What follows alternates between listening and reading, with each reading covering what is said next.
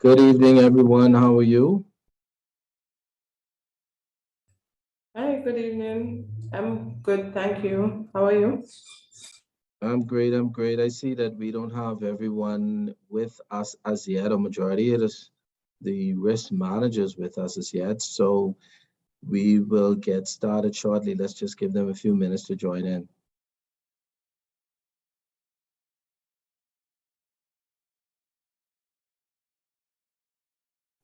Let's say commence effective additional 8 to 10 minutes maximum. Okay, no problem. Great.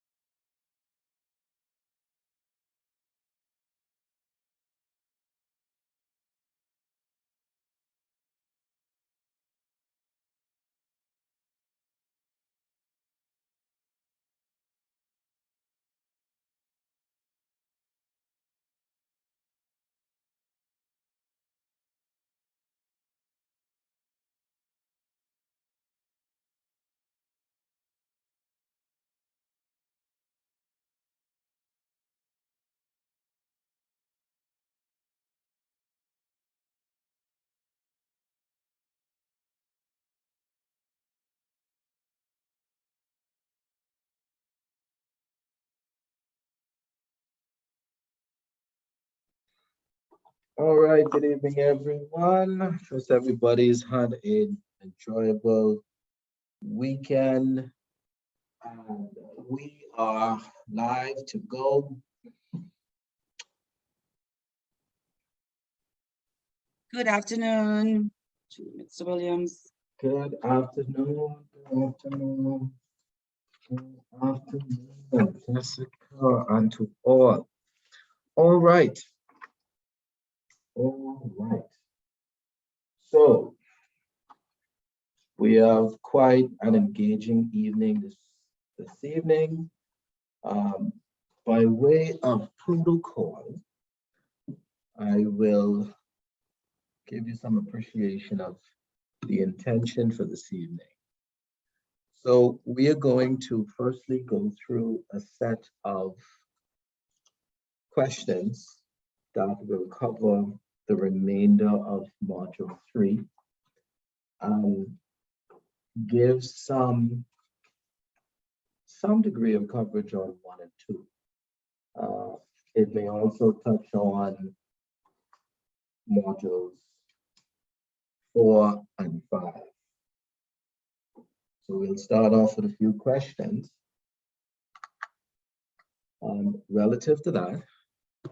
So the first half of our segment this evening is on the basis that you would have read your modules 1 through 3, as I continue to encourage each of you to do. Then we will go through, once again, the assignment. I would have sent a communication a few days ago. I believe it was Monday. Today's Wednesday. I believe it was Monday or Sunday. So that we would really have some degree of coverage, approach, and scale relative to the assignment. Now, of course, I don't expect everyone to take it from the same approach, but I would like to have an engaging discussion relative to your perspectives, sharing the observations from what you would have seen from the annual report and the actual case. It goes a long way. As I indicated to you, that the discipline is one where you're really measuring uncertainty, you're sharing ideas, and so it becomes a critical importance to understand different perspectives. So I'd like for us to have an engaging discussion on perspectives. Now, I did give a proposal for you to perhaps work in groups or to present in groups. And at that time, we can decide on how we wish to address specificity of approach. So before we get started, are there any questions from last class?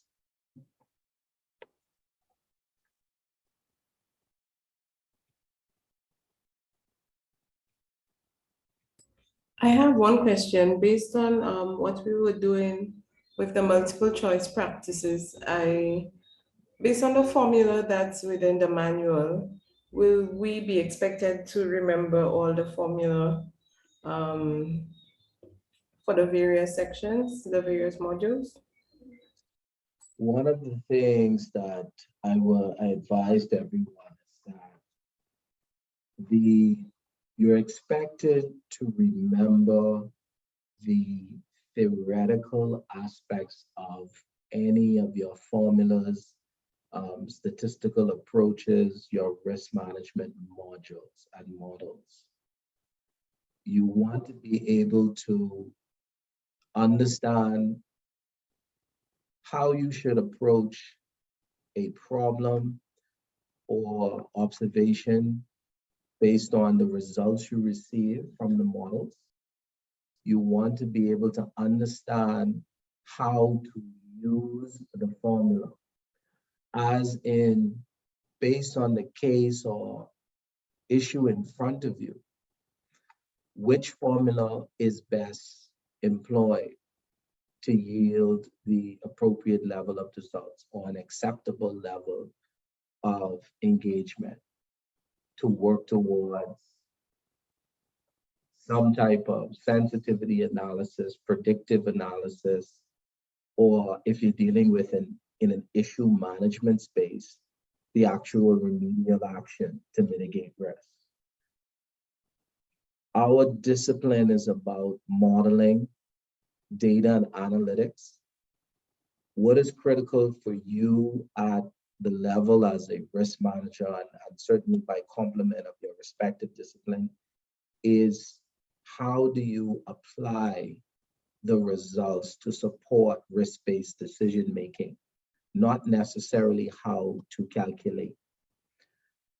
You will note that with the advent of technology and certainly the advancement in today's society at large and in general, there are certain softwares and formulae that already have all of the built-in algorithms and statistical models all structured in your operating architecture. So you want to be able to test validity, effectiveness, and ensure that it is tailored for your environment, because a certain degree of sophistication may not be necessary. And so to scale to your direct question, it is no, you don't have to calculate, but you want to be able to understand for use cases, approach, and support decision making. Okay, thank you. Do we have any other questions on the floor? Let me see if I can. Something's happening here.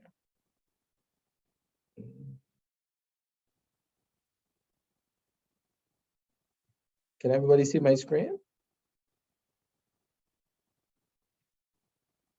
No. No. Okay, hold on a second.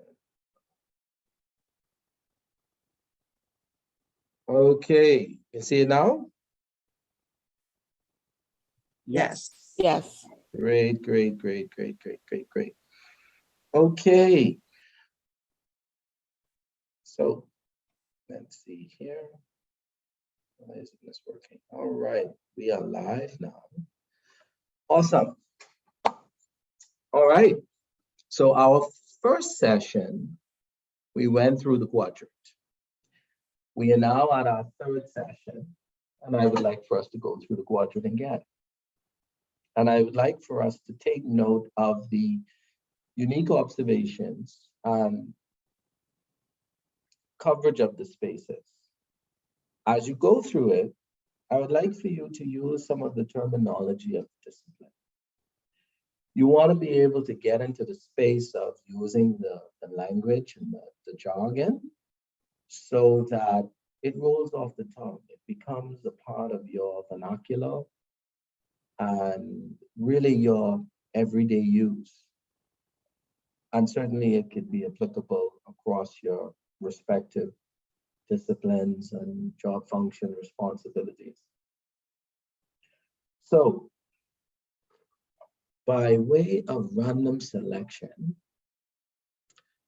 I would like for our most distinguished, I imagine self-identified WhatsApp leader, Mr. Darcy Delancey, to walk us through the quadrant.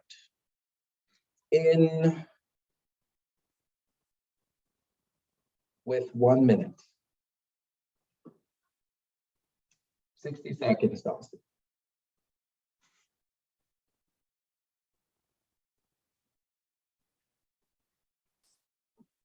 Darcy, I think your mic is off.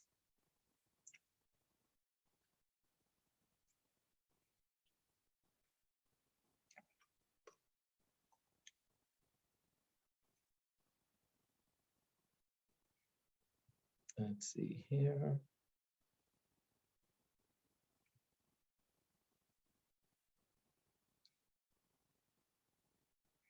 All right, so while we wait for Darcy, can everybody hear me? Yes. Okay, great, great, great. Let's go with Rithman McKinney. 60 seconds, your perspective on the quadrant.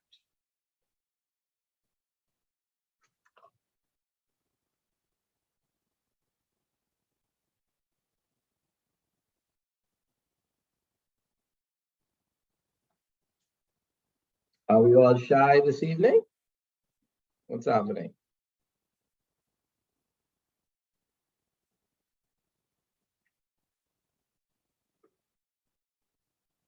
Okay.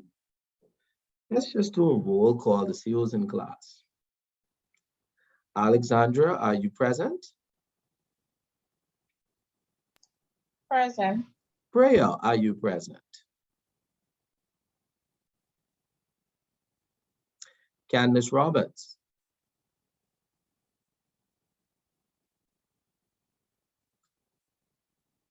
Let's see here. I'm here. Candace Sorry. is here. Darcy, well, I just said Darcy. Donald Jones?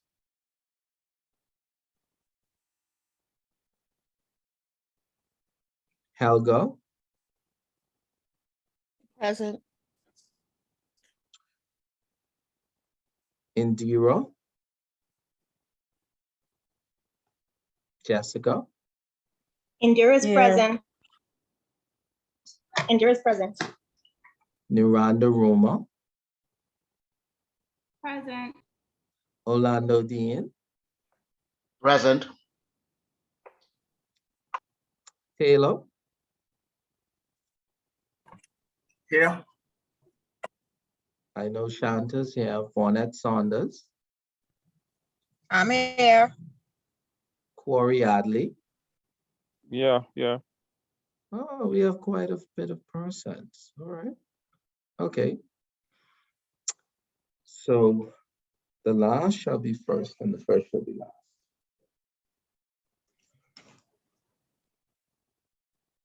So Corey, 60 seconds. Shall we?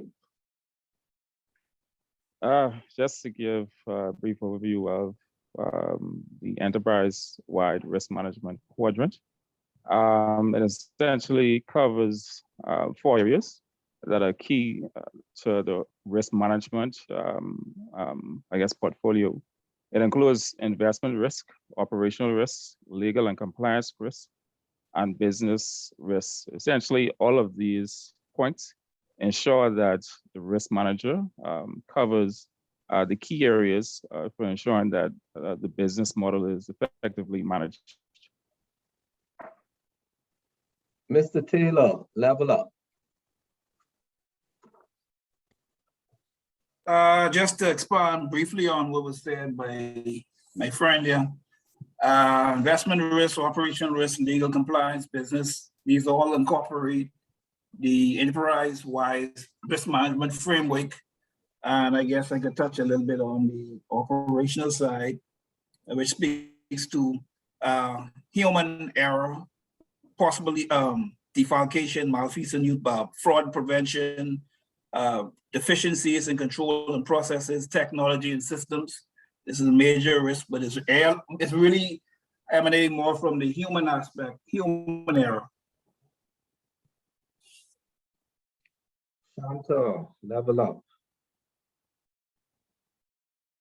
You call Shanta? Yes. Oh, okay.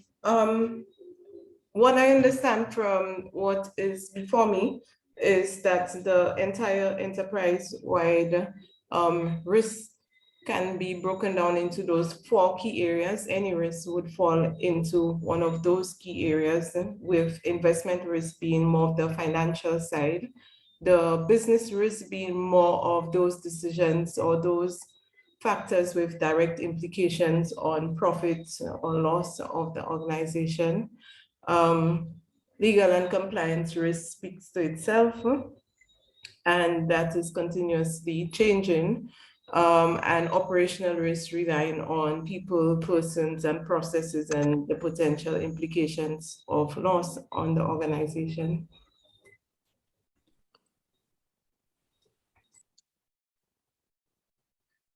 Indeed. Miranda, your thoughts? Honestly, I have no thoughts on this. I'm new to risk, so I'm just understanding what's going on. I'm learning along the way. I honestly don't have any thoughts on it.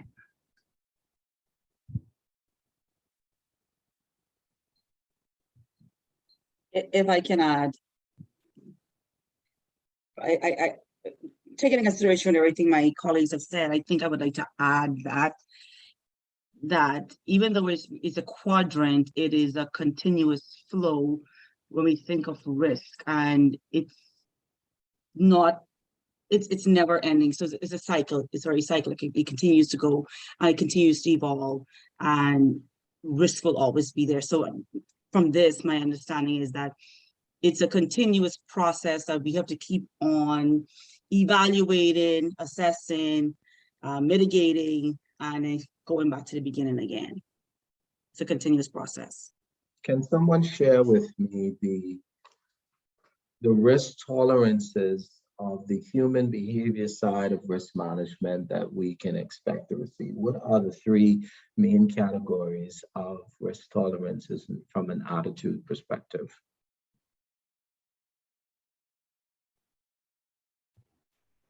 I would say one would be definitely avoidance or acceptance. Okay. Risk averse is one. Risk averse, risk avoidance, and what's the other?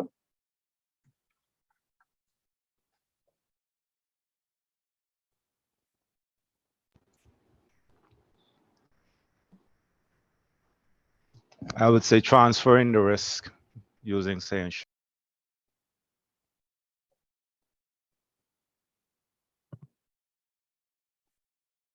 Okay, so we could transfer risk.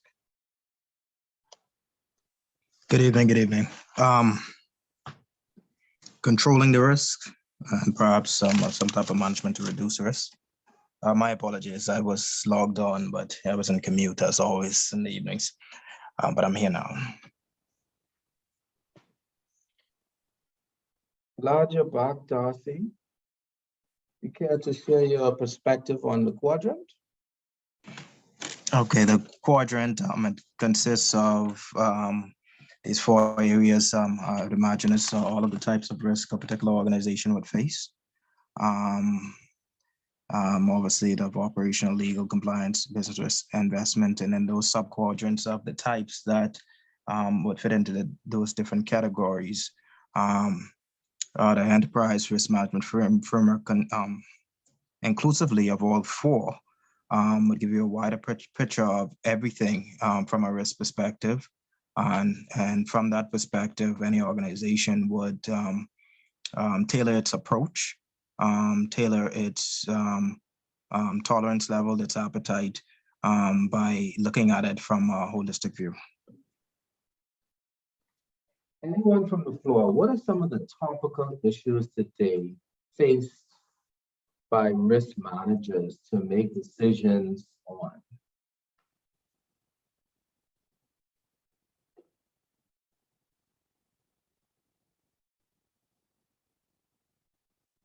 Repeat that, sorry. Topical issues. So I'm asking the floor, what are some of the topical issues faced by risk managers today? Cyber risk. Cyber risk and why? Cyber risk and the controls to mitigate against cyber risk of the organization, the continuous controls. Cyber risk and why? Oh, why? Okay, because it is one of the leading risks and it continues to change. So it changes almost daily. So as the organization continues to put controls in place, these controls can be outdated within a matter of days or weeks. And so it is one of the aspects that has to be given a high level of attention, and a high level of attention by highly qualified people. And it's one that is very delicate because irrespective of what the organization puts in place, the people and the people especially can cause the risk level to be even greater if they don't understand or adhere to the controls. That was superb. Any other risk factors facing risk managers today? I would say the ESG risks, the environmental, social, and governance. I think it's a topical issue in industry, across industries, and for risk managers specifically, because the world, everyone is trying to be as green as possible, and what companies are doing, how are they supporting that cause. And so especially for certain industries, it's more topical than others, but I believe it's something that customers are looking to hold corporate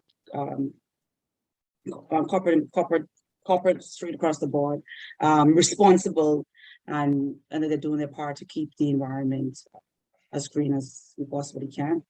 Outstanding. Do we have a third risk consideration for risk managers today?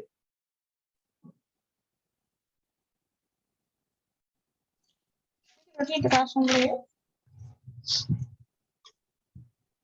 Sorry? Can you repeat the question, please? I am stuck to it. What is a risk or key risk issues facing risk managers today? So we had cyber risk and ESG, environmental, social, and governance raised to the floor this evening. Do we have a third? Okay, I'll say from a legal standpoint, there's so many different regulatory bodies, and also from a compliance standpoint, there's so many things that you have to go through in terms of ensuring that your company isn't exposed. So I'll say that. Okay, I will come back to that because I like where you were headed, and I'd like for us to expand a little further, but I do believe when we have some discussions regarding the case that may arise. Do we have another risk factor faced by risk managers today? Operational risk in general. Operational risk in general. Why would you say? Because it's such a blanketed area, whereas it covers all areas where something can be classified as such. Risk profiles now for these institutions are being shaped by such, whether it's a significant incident or shoring up of the controls where that particular operational risk is located or concentrated.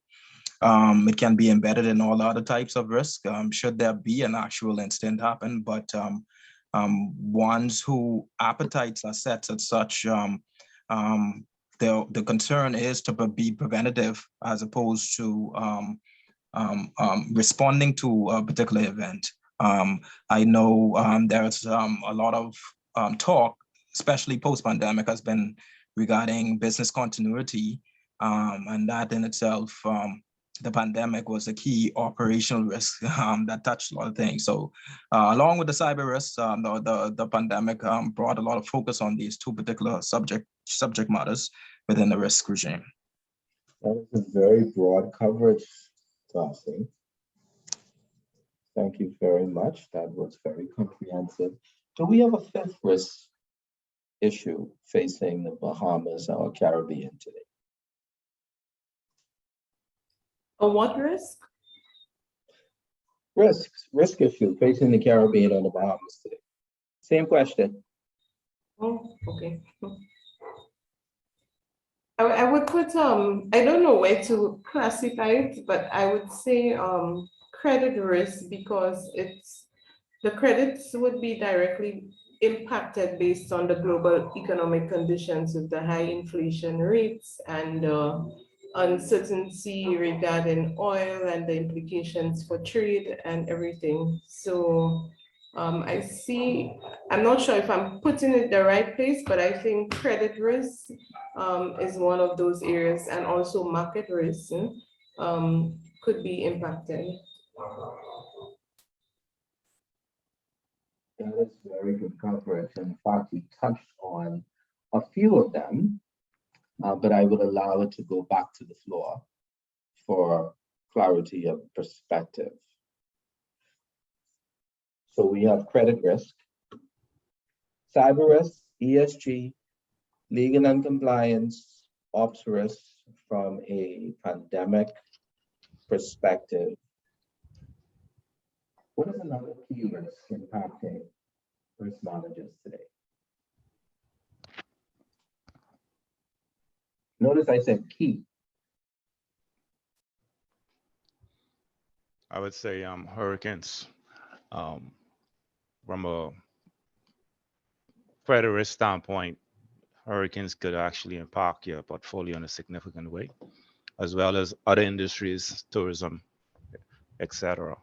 So it's a natural disaster is a clear and present danger at the moment.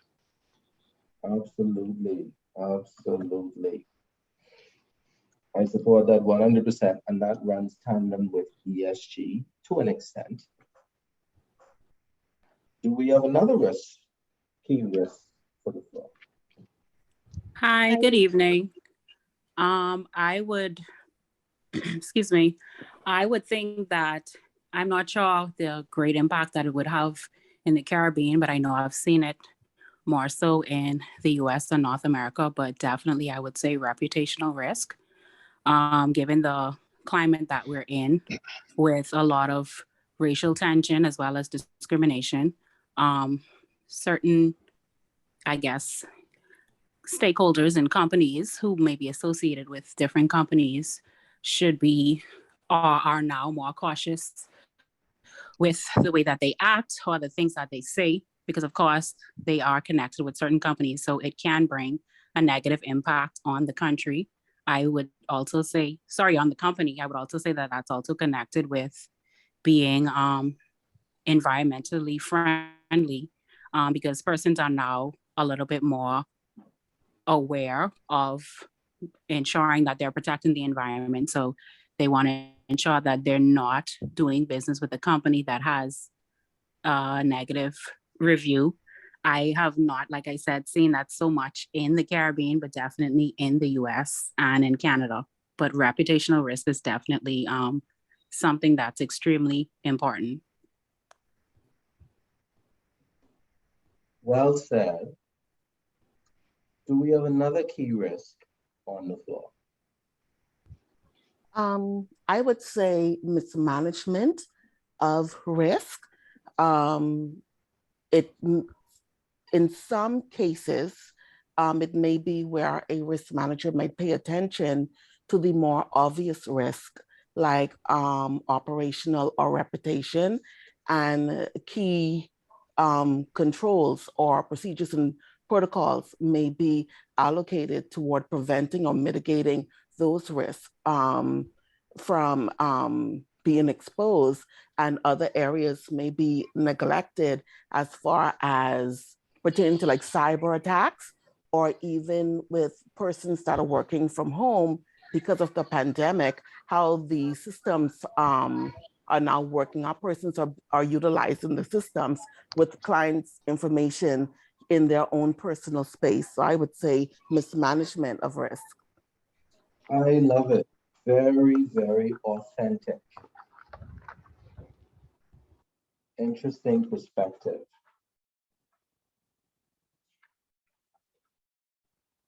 Continuing. What are some key risks impacting risk managers? Notice why I'm continuing to ask this question, because I have not felt the sense of the transition.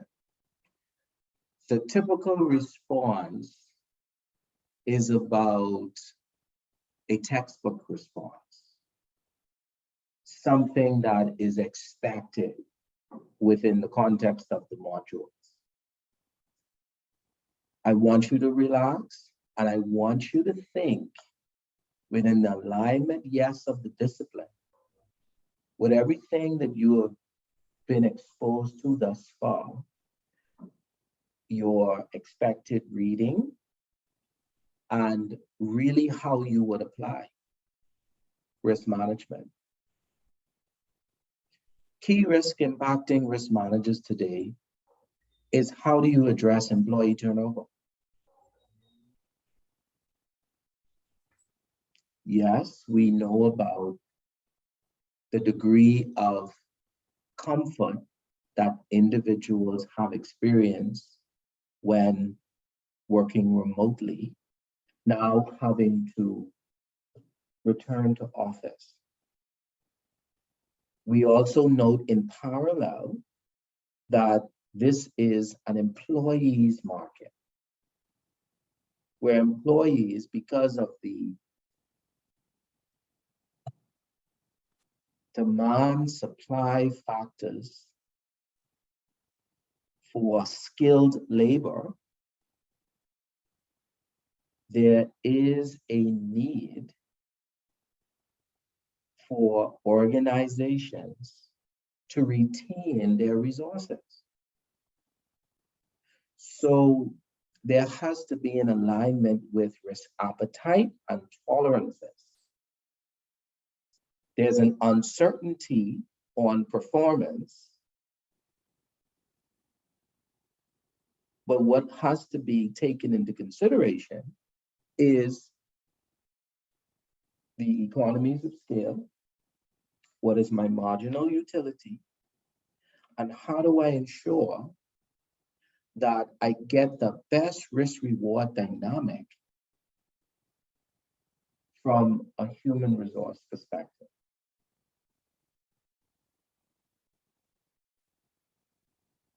So let's go through one more round of what are key risks impacting risk managers. Taking into account your modules, taking into account your reading, and bring it a little home, an arm's length, that it is digestible, it is beyond relatable, it's something practical, it's something that we need to think about. It's key. Remember, the risk manager focuses on risks that are important. There's risk everywhere, but what is important? So you can speak from an industry perspective, your specific organization perspective, or maybe just from your reading. So let's go through one more cycle. Hi, I would say concentration risk. Excellent. Why would you say concentration? I would say concentration risk because in the Bahamas, we don't have much diversification when it comes to industries. So for instance, with tied into credit risk, you would have persons that are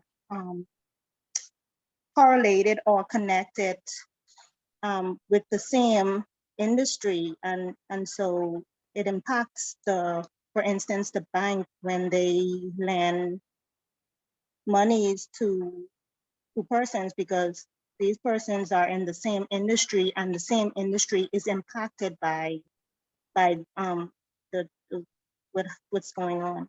Yeah, so it's a perfectly competitive market with the same scale and grouping of customers, and diversification would be key. Diversification of customer base, diversification of product mix model, and looking at the fitness, property, and fitness purpose, product, customer service, delivery.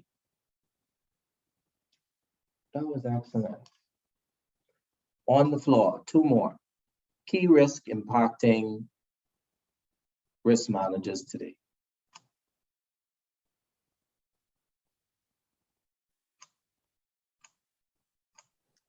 Today, good night. I'm not sure if this was already said, but from a personal perspective and from a broader view, maybe investment risk, being that it encompasses all the various and inflationary risk and currency exchange risk. When you look at what's going on in the global market, when we even bring it back home, when we talk about national insurance, when we talk about the value of pensions that may or may not be decreasing, when we look at the stock market losing value, when we look at Bitcoin losing value, like there's a lot of different risks going on in that scope, in that space.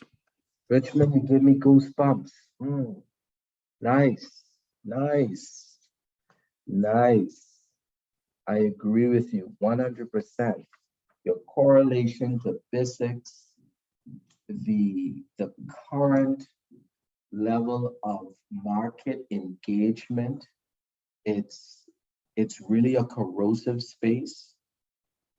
We don't see much volume trading. We recognize that there's a degree of uncertainty. We have the impact of inflationary measures. We're feeling it at the pump. So the cost to serve has gone up. And one of the concerns of a risk manager today is how do you maintain a resilient balance sheet while avoiding the drill down impact to the customer, or how you would share the cost to serve. Because in certain industries, certain products, services, the entire cost cannot fully be transferred to the customer. So there's a degree of amortization on how you would manage the cost. So your value at risk and value at opportunity in this current situation is directly proportionate or directly correlated. And as such, we recognize that should there be this continual period or stagflation, there may be some concerns for, and perhaps a going concern for some of our operating entities across industries. I like that. That was very nice. Last one. Who will anchor the finish?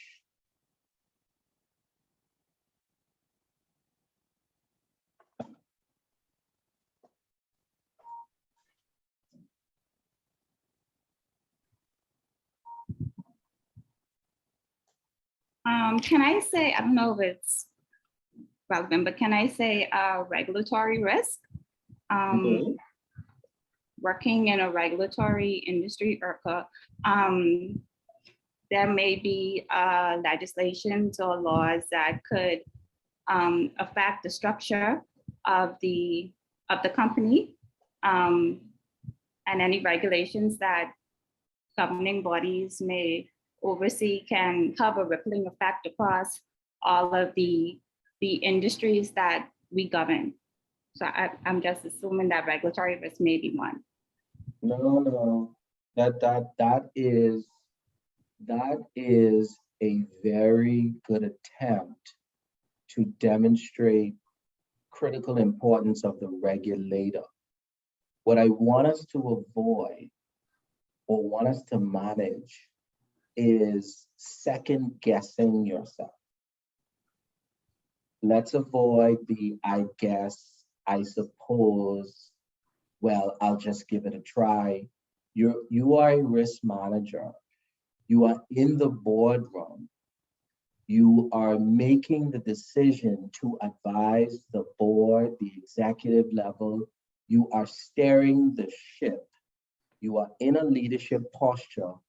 Do not guess. Make a decision and adjust yourself according to the dynamics that you are faced with, whether they be questions or just ensuring that there's a degree of agility in your engagement. I like your IRCA or regulatory approach. I recognize that the regulator is uniquely positioned. They're in a synapse. There's a significant degree of uncertainty for the road ahead. And so you find now the regulatory risk is how do they properly align with the current issues today while regulating emerging risks and key concerns that we have raised in this session and before, without the tools for tomorrow. So what you find is there's a knowledge gap. There's an approach gap. You see more industry consultative engagements. It's happened for compliance. It's happened for credit risk. It's happened for capital adequacy calculations, the Basel shift in the overall regime, because the global environment has already advanced to the standardized approach and likely the advanced approach in some of the first world countries. We're still on basic indicator. So there's a sluggish sort of extrapolation that's happening, and there's a knowledge gap. There's the tools in the box today were relevant for yesterday. We have the credit bureau coming on stream to regulate decades of indebtedness and poor credit judgment. So one of the risks is, are you going to cause the country to go into an economic seizure, if only for a few months, until maturation of credit discipline, coupled with rising costs and other macroeconomic variables?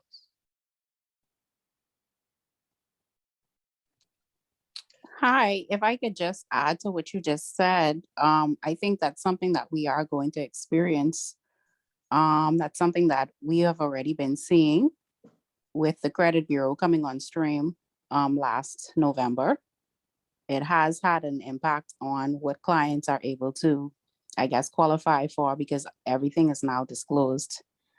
And given the economic circumstances, like you said, it will be, I don't know if it will be for a few months, it may be longer than that, but eventually, I guess everything will be streamlined. So that is an excellent point that you brought up. Yeah, it's going to be interesting. It is. It's going to be very interesting. So you'll notice now that the approach that you need to take to really understand the discipline is application.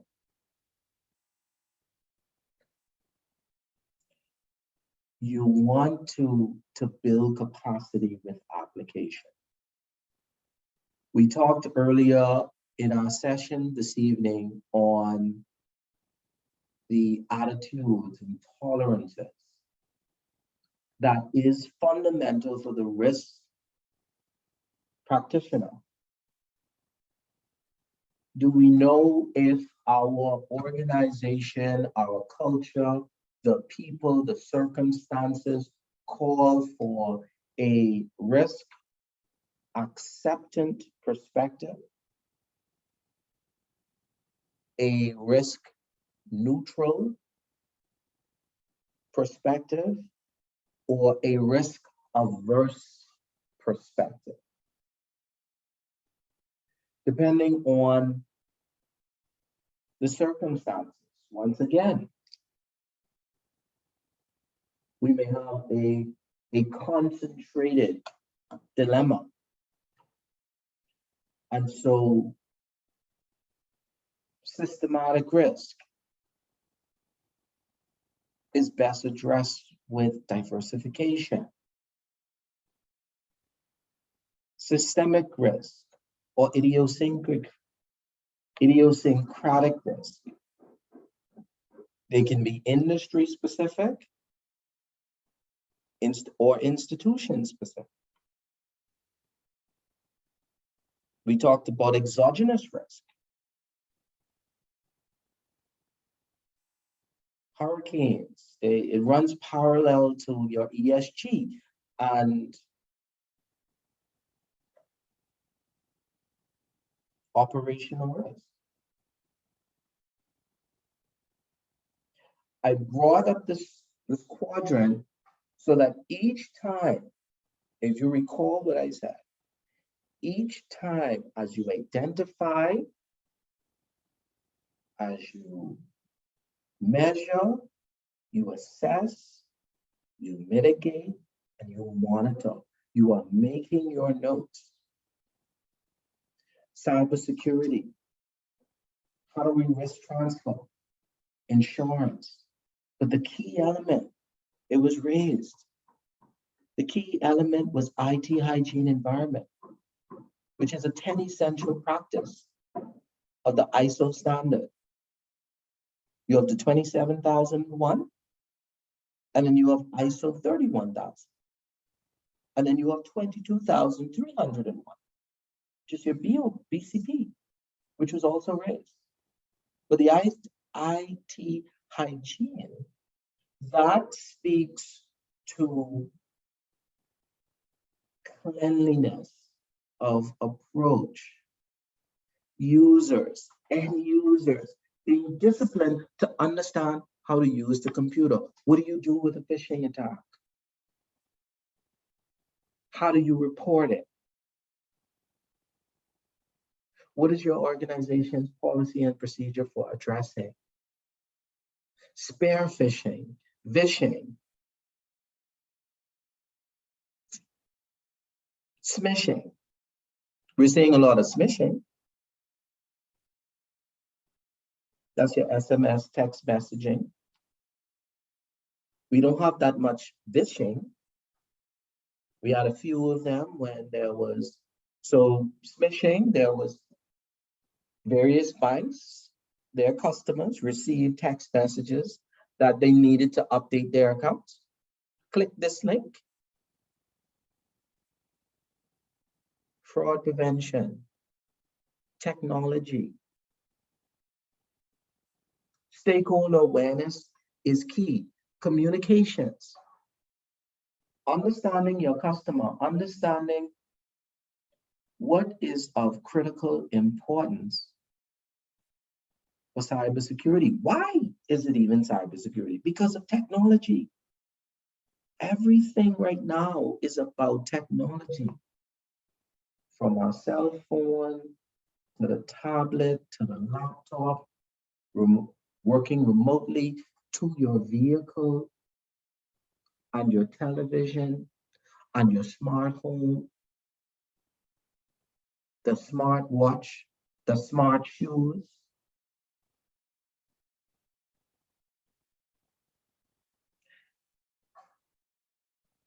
Yes, they're being developed and implemented to improve our quality of life. But this is why risk is across all disciplines. And you deal with the key risks faced within your discipline of choice, whether you be from an entrepreneurial perspective, an entrepreneurial perspective, an employee, manager, executive, board member. You want to be able to filter the noise, bring perspective to what is important. If it's already an issue, document it, put it in a register, pass it on to the ops risk team. Pass it on to the management team and let them remediate, because there should have been a plan already, because it's now an issue.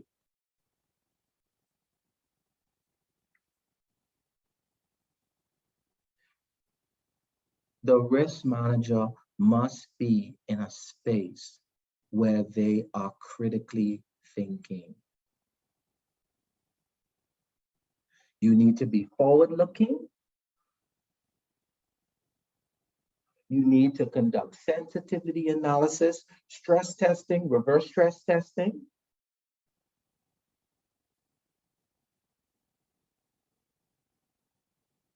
You need to be in a predictive space.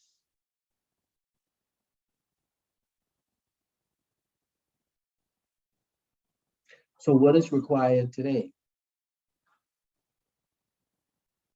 So there's been heightened observation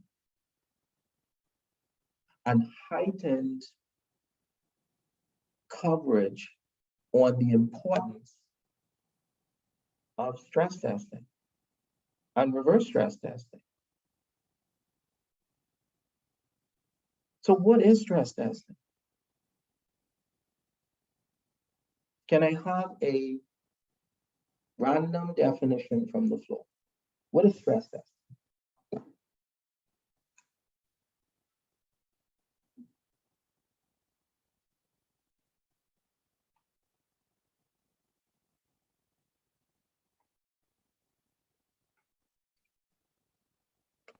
Hi, based on my experience, I would say stress testing is basically evaluating different situations or scenarios and seeing the impact that it would have on the business. Precisely. You're conducting an analysis to understand operational vulnerabilities, weaknesses, challenges, deficiencies where controls may not exist or work effectively. You're testing it. You have a policy. You have a procedure. Within every policy and or procedure, there is built-in architecture for controls, whether it be a review process between appropriate separation of functional duties between staff, manager, senior manager, executive board, etc. So that's just the review process right now. For wise principle, it could be certain steps that you need to take in the execution of a job function. So I open accounts, this is the first form, there's a verification process. I want to subscribe to an investment. This is the form. There's a verification process. I want to make a redemption. I want to set up a business based on an issue, based on a customer complaint, based on concerns raised by the board. So there is a cyclical process that must be taken one step at a time in sequential order, certainly depending on the dynamics that you should take. So you're stress testing. You're testing the effectiveness of controls.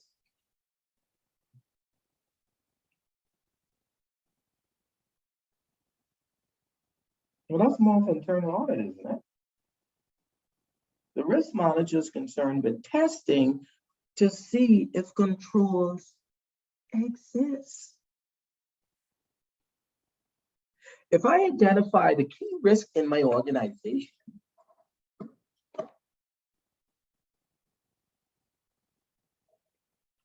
it's credit risk or human resources or legal and compliance. So let's go with credit. If that's the key risk, but I noticed that in the sample assessment of approved loans,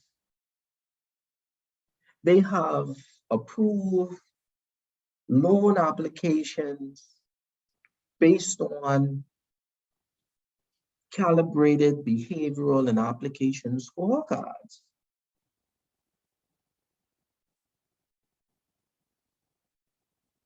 They have DSRs that far exceed regulatory requirements above the 45%. They're not factoring in the new legislative changes, which is to come on stream. And there is no exceptional executive level memo to address the anomaly.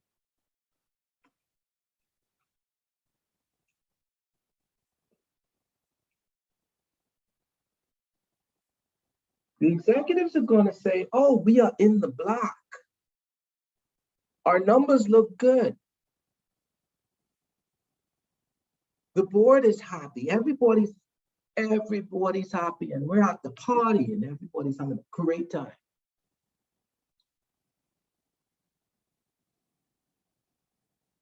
Three months later, the same loan is in delinquency.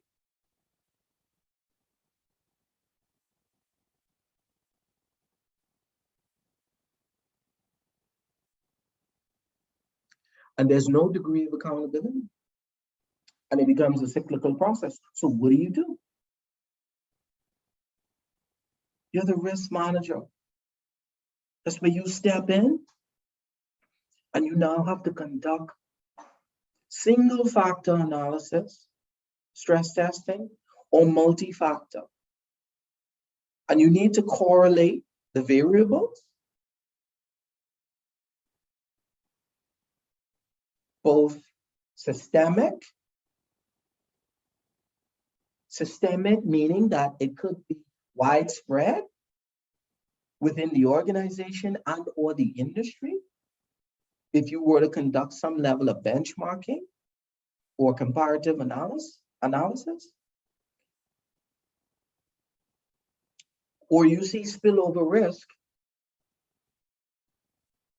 with relatable products and services, or elements that could have been leading or lagging indicators of the actual risk. It was an exceptional approval, not properly factoring the guardrails or parameters which have been set by the regulator. It went outside of the policy. And then when I look at how quickly it transitioned into delinquency, and I notice a pattern of other relationships doing the same,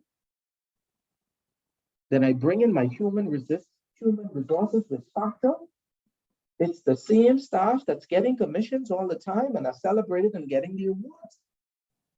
And maybe coming from the same branch who get the rewards and the promotion. Or better still, it's from the same individual that keeps getting promoted and transitioned to different branches.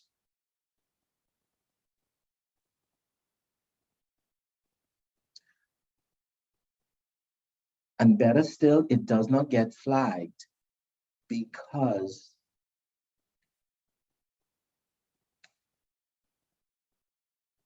when idiosyncratic risk are absorbed into a pool or absorbed into the balance sheet,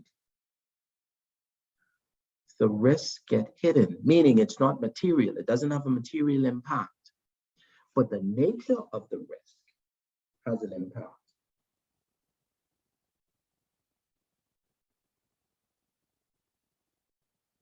So you have to document, you have to be able to write, and you have to observe, and you have to recognize that while it's not a risk in 2020,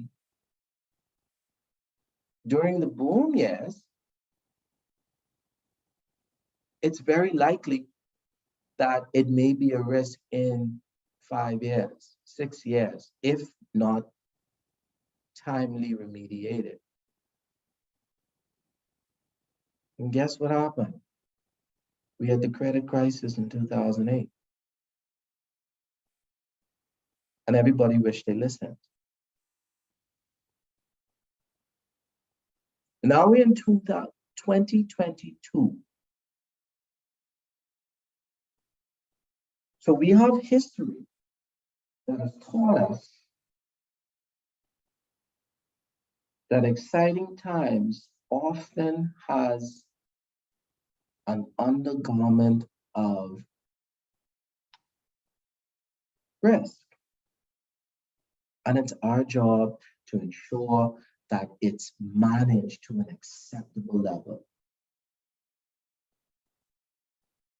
I didn't say completely eradicate it, because some risk is absolute, meaning you cannot fully mitigate the risk. The risk remains unchanged. The risk could possibly be reduced, but it's managed to an acceptable level. What are some of the reporting that is expected from a risk manager?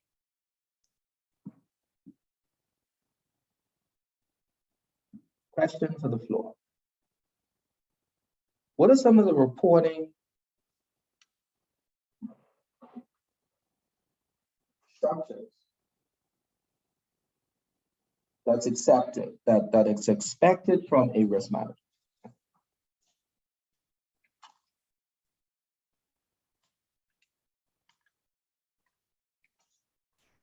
You have an idea? Well, what? Summary of all. Sorry. Go ahead, Bria. I would say just a summary of all of the high-level risks for the organization. Yeah, Just a that's risk good. listing. A risk listing or risk register. I like that.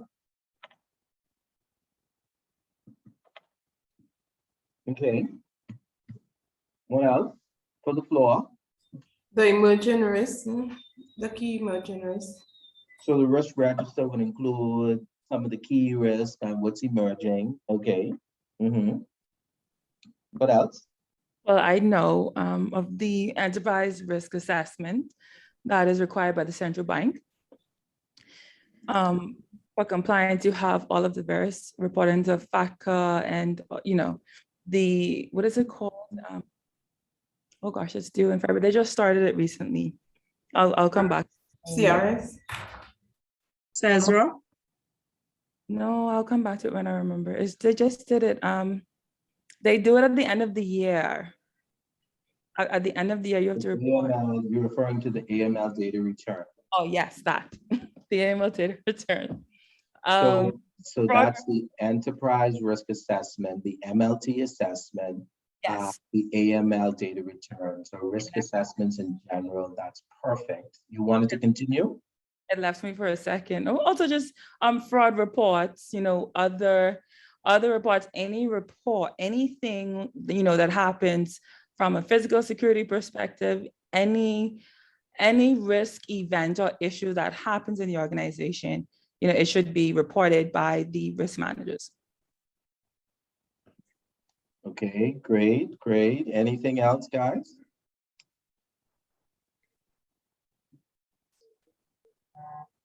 Would forecasting be one? Are you asking a question or are you giving an answer? Both. Okay. Or foreshadowing. So forecasting, yes. What would you be forecasting? Are you talking about budget and planning? Are you doing some type of stress testing analysis to conduct a forward-looking or sensitivity consideration on the balance sheet?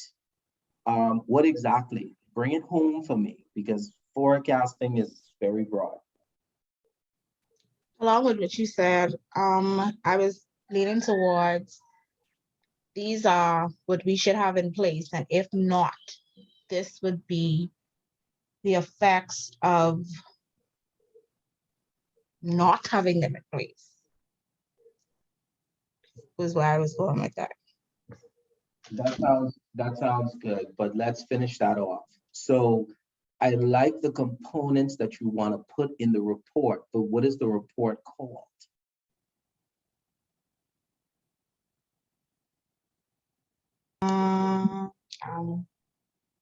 Someone That's else can, okay. You can get assistance. This is your team. yeah, someone else can assist me with that, please. So we got forecasting. We have, I believe what was noted was some emerging risk.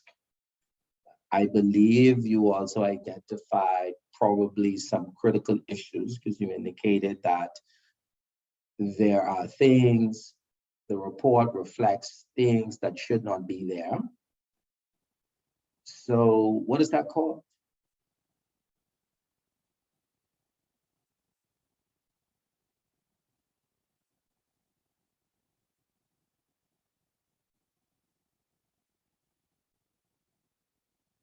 Guys, this is not a trick question. This is the enterprise risk management report. Thank you. It's an ERM report or it's a risk register because the risk register has different variables. It's a register of all of your key risks. It's emerging risk. It's self-assessments. It's risk that currently exists perhaps in a business segment that needs to be evaluated. Right? You have the enterprise risk report. You have an assessment of both inherent risks and controls, and then what are some of the mitigating factors?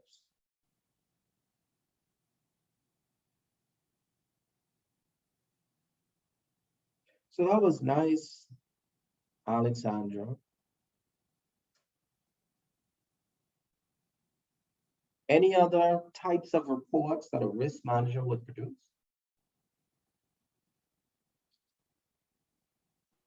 I would say quality of the portfolio, especially in banking. Absolutely. Quality, not qualitative and quantitative analysis. Yes. Also the self-assessment, the quality self-assessment reports, board reports, you know, to advise the board on all of the board reports. Exactly. So the risk manager is providing consultative or advisory to the board, to the executive team. So which means they are of a degree of sufficiency, of independence and objectivity to step away from the organization and they have unfettered access to the board. And they are providing those reports. Excellent. Excellente.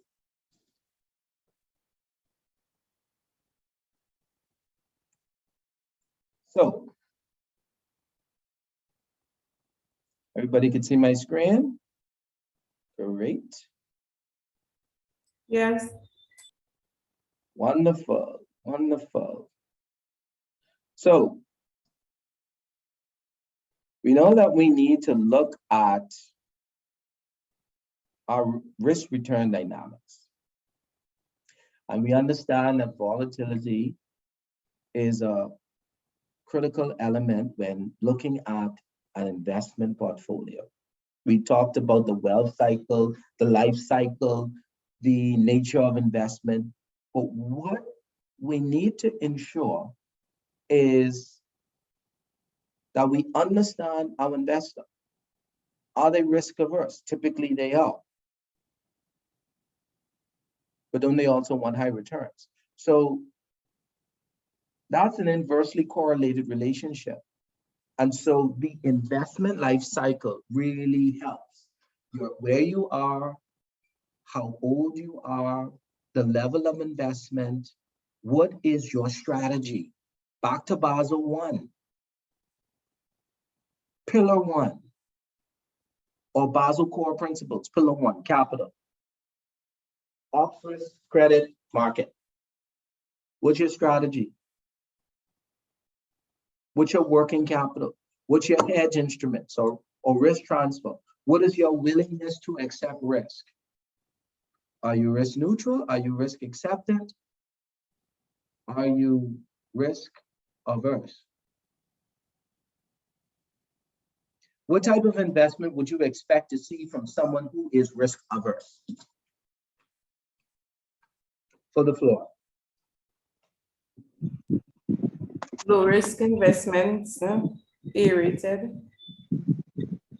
Okay, that's good. Give me an actual type though, from the investment risk pyramid. Bonds. Fixed deposit. Fixed deposit, perfect. Bonds, yes. More specifically, government issued bonds. Yeah. Sovereign rated, like that. Okay, good. Anything else?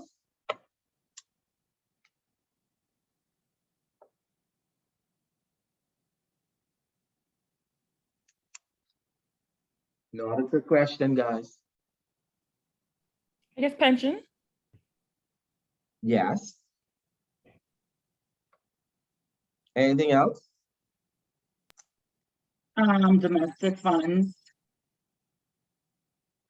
Yes, but that's a little broad. But still invest in government bonds. Like Okay, okay, thank you. Yeah. Yes. So you have your fund that has the underlying investments of government securities. Yes.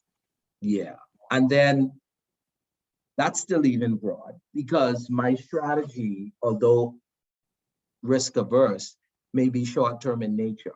So if I am short-term in nature compared to long-term in nature, what would my government investments be? T-bills? T-bills, great, versus? Versus bonds? Yes, but I want to get specific to the typology of bond.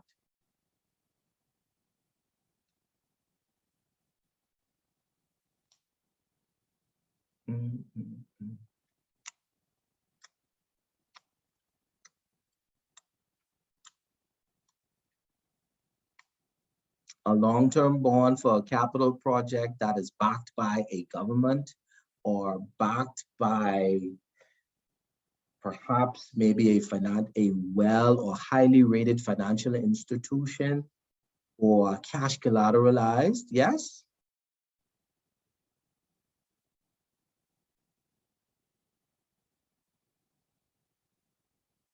So there are a lot of investment Or doubly perspective, rated. yeah, so there are a lot of investments perspectives when they were doing the bridge project, when they were doing the port project, when they were doing the restoration of Bay Street. There are a lot of initiatives which are done by private investors, but backed by, right, government guarantees.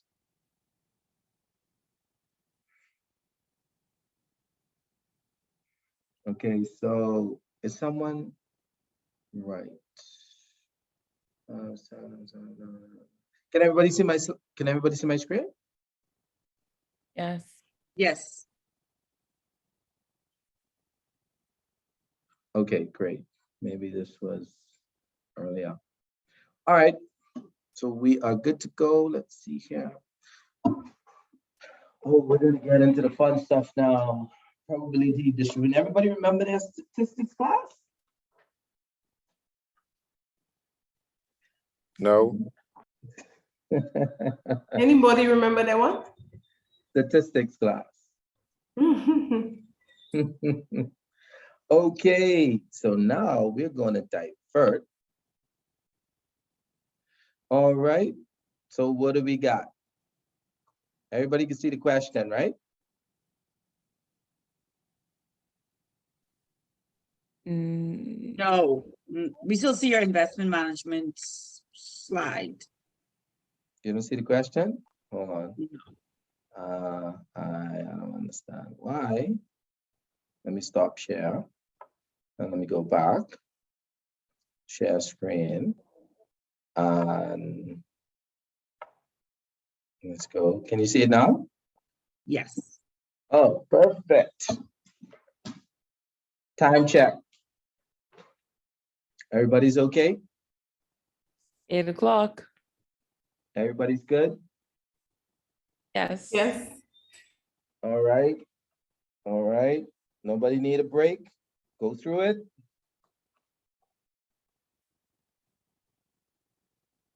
I'll take the silence gives consent to go through it. All right. So, question 1. New regulations are designed to prevent the repeat of another financial crisis. In this regard, what are the keys investment or the key investment risk consideration with implementation of the new Basel III, Basel IV rules?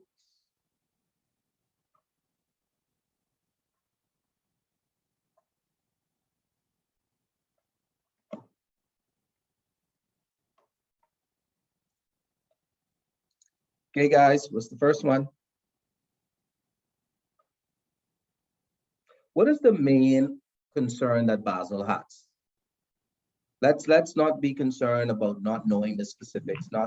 Let's not Google it, right? What is the main concern that Basel has? Having sufficient capital. Capital, right? So Basel, to avoid another crisis, look at the question. See, remember now, as a risk professional, you're not going to have your cell phone in front of you to be able to Google something or your laptop, etc. You're in the boardroom, a question is presented, it's expected that you are reading, you are keeping yourself abreast. So naturally, answer what is in front of you. So financial crises, we know the previous financial crises involved a problem with capital. So for those persons that have not been reading, it's about focusing on tier 1 capital, right? To the extent to ensure that the ratio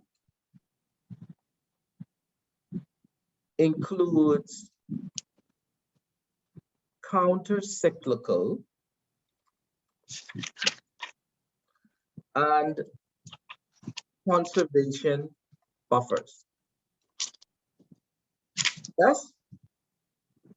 Yeah. Was this covered in your modules 1 and 2? Yes. Okay. What's the next point? Enough liquidity. Liquidity. Okay, I like that. I'll put it as a note, but we are looking for something else because the word is key.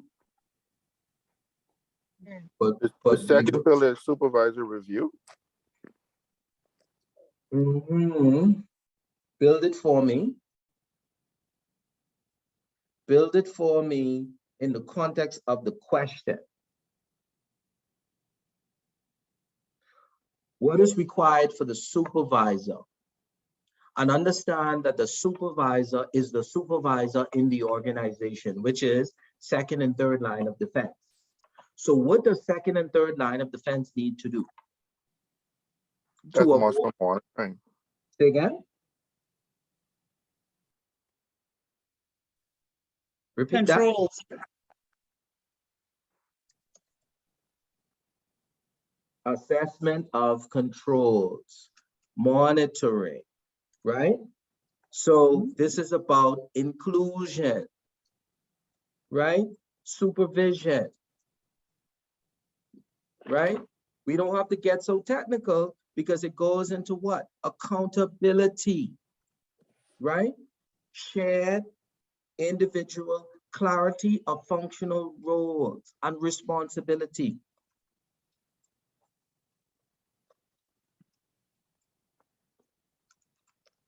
Correct?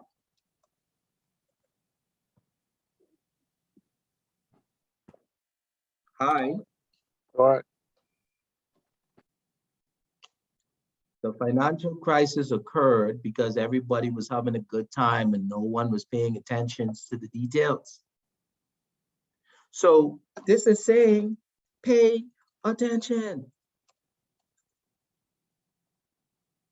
Yes? This is saying, don't drop your guard.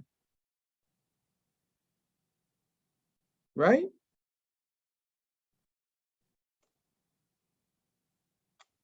What's the next one?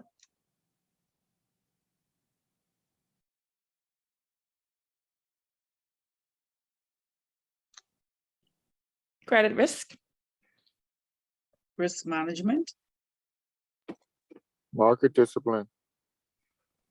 Okay, fill it out for me. Market discipline, credit risk, What is it doing? What is it doing? Because it sounds like you're asking a question and not making a statement. If I'm asking you, it enhances the controls. One second, let's start again. If I am asking you as a risk professional, give me 3 key considerations to prevent the repeat of another crisis. And think about your answer you just gave me. I would say disclosing.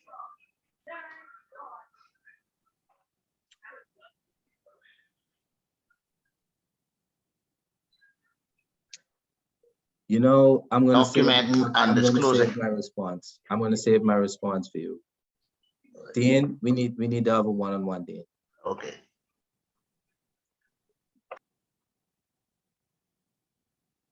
I like where you're going. Let's focus, guys. So if you're looking at, notice, there was nothing sophisticated about this question. This only asking you the 3 pillars. Capital, supervisory, the next one is disclosure. So disclosure of what? Market information, privacy of data,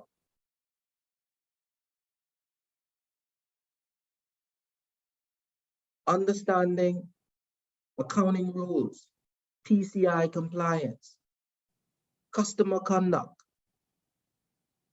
consumer and market conduct, standardization of approaches.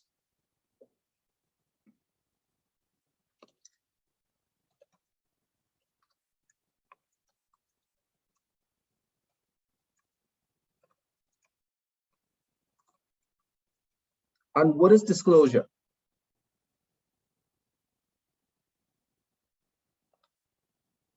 I thought you guys say you didn't need a break. Sound like everybody fall asleep. No, I'm listening. Okay, but I asked a question.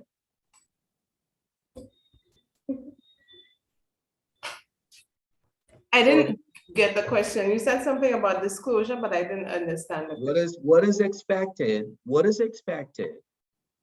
What is expected for disclosure? How do you disclose? How do you disclose information? Through your annual reports is one of the ways. Reporting. Yes, reporting. Reporting and analysis, right? Now, guys, let's look at the question and let's look at the answer. Was the answer difficult? No. No. Oh, sir. No. We making it difficult, guys. That's why I tell you relax. Use this opportunity for us to have engagement, but you can only effectively engage if you read. And then you have to apply it. So we want to use this time to engage and apply. Don't worry if you don't feel correct. That's okay. This is the space where you want to be able to have that, right? So that when it's now time to apply it in the work environment, you would have had practice, right? Let's do this one. What is the purpose of the capital asset pricing model? And what is the Markowitz efficiency frontier? What is the purpose of the Monte Carlo model?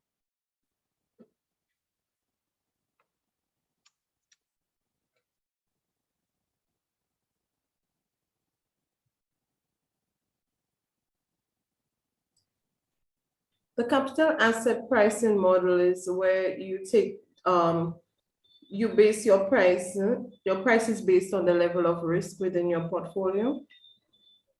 Mm-hmm. Okay, don't tell me on more. I don't have more. So that was good. That was good. This one is a little advanced right now. It is subject to you reading. So I will leave this one for homework. I was just gonna say, I only know, just about the value of the asset, but I couldn't in this moment explain it as well as I want. Nope, that's fine. That's fine. That's fine. So understanding your portfolio, your modeling, understand how to address sensitivity and diversification of risk within your portfolio, subject to the parameters of your capital and market conditions. The efficiency frontier is going to look at how you optimize your portfolio. So it looks at scales of points of distribution to then determine what is the highest degree of expected return when compared to the low, while you consider the optimal point of return of your strategic objectives. And the Monte Carlo is the modeling of probability and risk assessment. And these are some of the tools that I tell you. It looks at outcomes, it looks at certain events to then determine what is the best approach. Can everybody see my screen? Yes. 1 second, guys.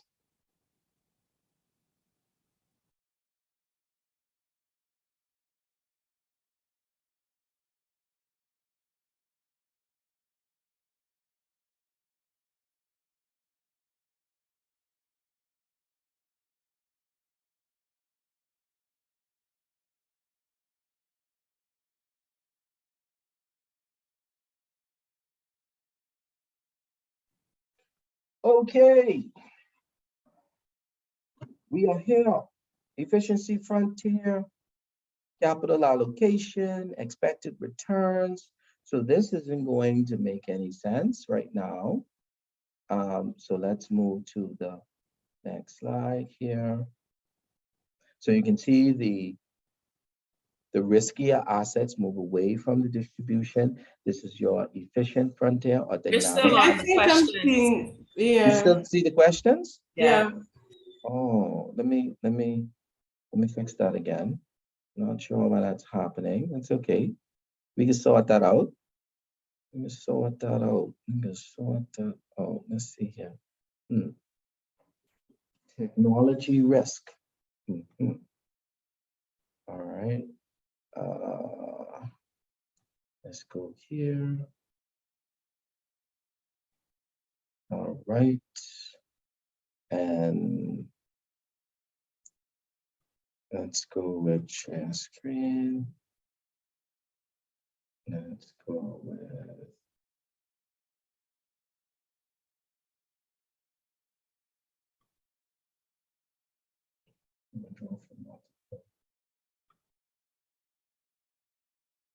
okay. No, that's the one I want. Wait, let me just go back. Let's go back. Well, you all get a free break. All right. Can you see now?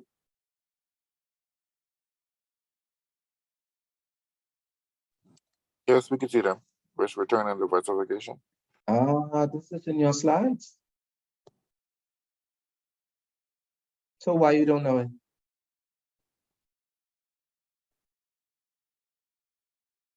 Hi.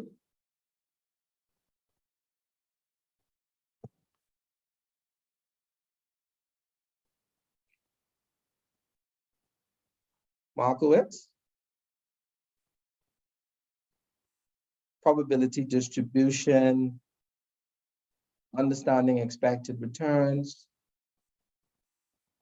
understanding your variances, your standard deviation against the mean.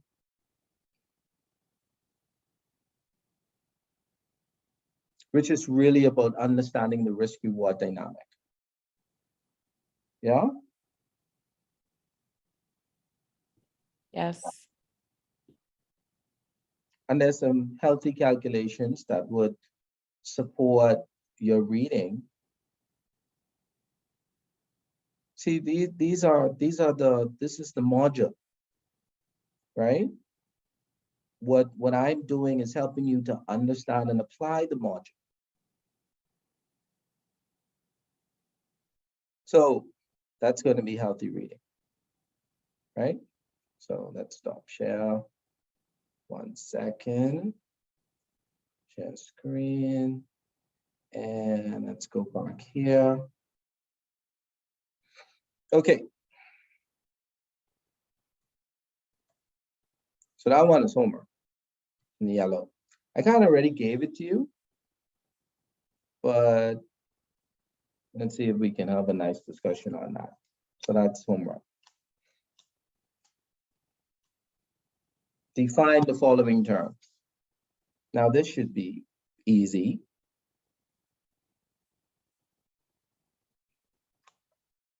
What is quantitative easing? Well, let's start with reverse stress testing. What is reverse stress testing?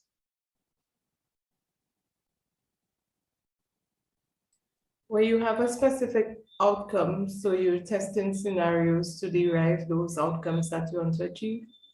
Perfect. Everybody got that?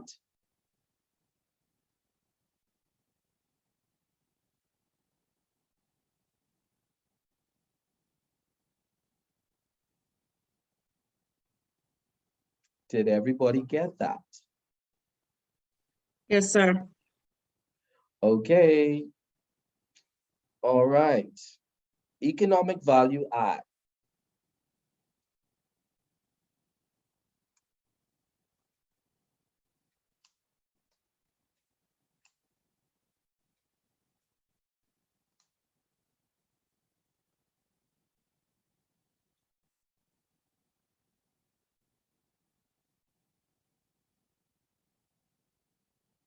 Okay. How What is does what is value add?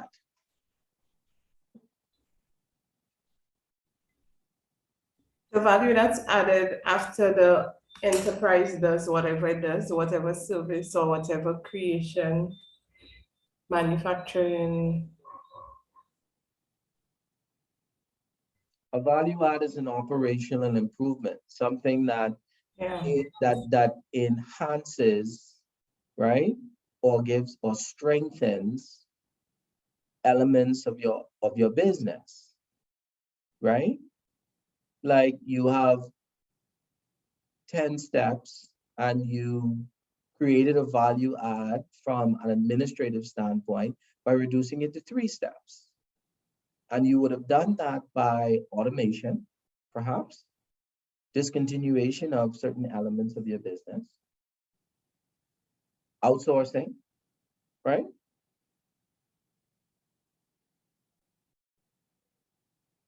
So now what is economic value add?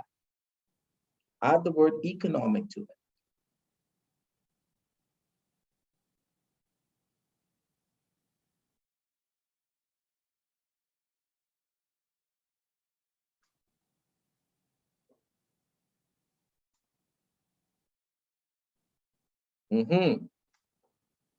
I see that everybody's been doing their reading. See, guys, it shows, you can't fake this thing. If you're reading, it comes out. If you're not, you get the results. You get what you put in. You got to read, guys. You got to expose yourself beyond the parameters in which you operate if you truly want to be in risk management, right? So economic value add, it looks at the quantitative and qualitative improvements of your organization as a whole, right? Both tangibles and intangibles. And it looks at how certain elements of your business provide a financial improvement or improvement in the quality of your operating environment.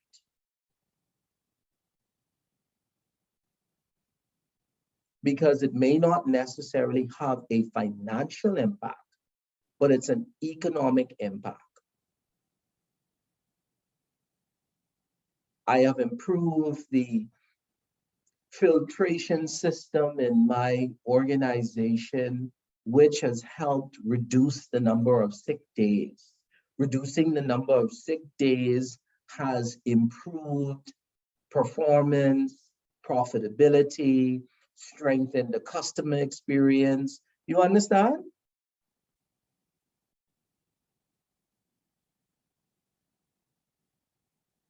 Hi. Yes, understood. Yes, sir. So a lot of these terms you are familiar with from a practical standpoint, but theoretically you have to put it in context of the risk manager. So why is economic value add? Based on what I said just now, why is economic value add important to the risk manager?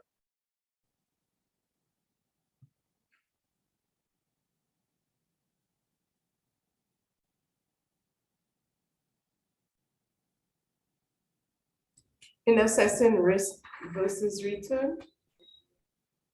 That's a good attempt. The risk manager, risk is a measure of uncertainty. I need to be forward looking. I need to focus on the risk that's important. I need to focus on what is key. So as I am making assessments, as I'm doing analysis, as I identify, measure, assess, I have to now determine to ensure that there is value proposition to the energy that I put into the analysis. I'm not just doing work. Essentially, I'm not just doing work for doing work's sake.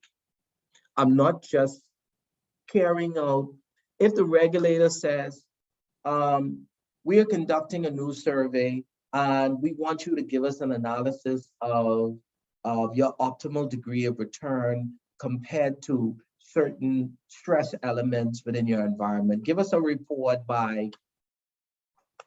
in 7 days. Ad hoc. We know our regulators, they can do that, right?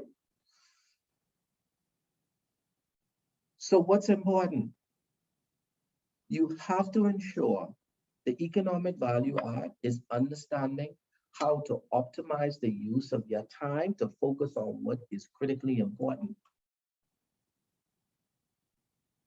So elements of economic value add is time,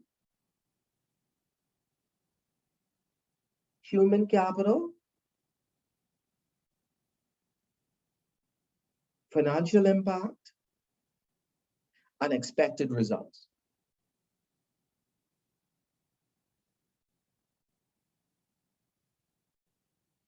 The net residual or factors that you incur or encounter throughout your process of the economic value add process determines the degree of your, or proportionate degree of your agility.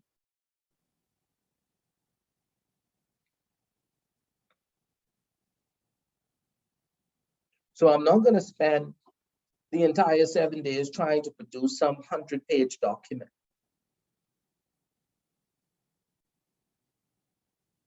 I'm going to focus on what's essential. I'm going to produce a lean report.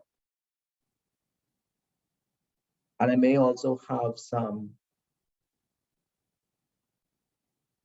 a combination of quantitative and qualitative analysis. I may leverage a financial report and take into consideration what I believe the regulator is looking for. I may just give the regulator a call. Can you give me some perspective on what you would like to see?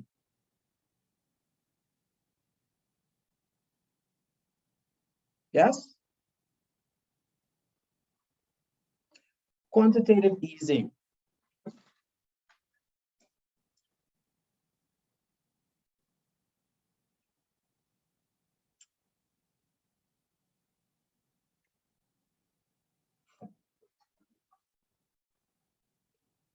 Okay. Homework.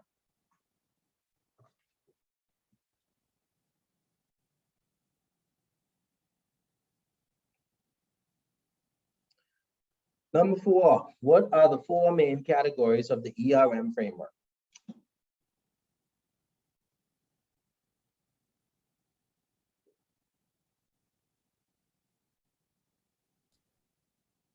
That's what we had a while ago with Yeah. Legal, operational, investment. Business risk, Operational, investment risk, operational risk, and legal and compliance risk.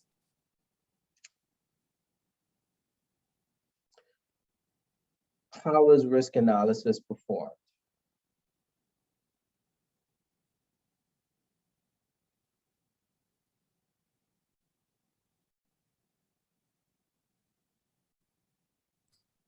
The last part was the easier part. Is it collecting information and then putting it in a report? Are you asking a question or are you making a statement? I'm making a statement. So let's go to the quadrant. What is the circle? That's your risk analysis approach. Identify, measure, assess, mitigate, report, establish the controls, report, monitor, and continue. That didn't change, right? Right. Right. Governance fundamentals. What is the governance fundamentals? Conformance versus performance. What are the governance fundamentals between the two?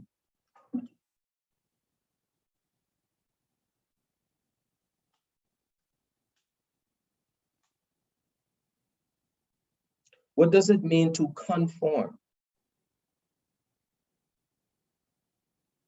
Compliance, Yes. you asked what does it mean to conform? Yes. So compliance, so it's compliance, so it's compliance with the various, with your own policies and procedures and then those of your regulators. Yes. Yes. So let's take it further.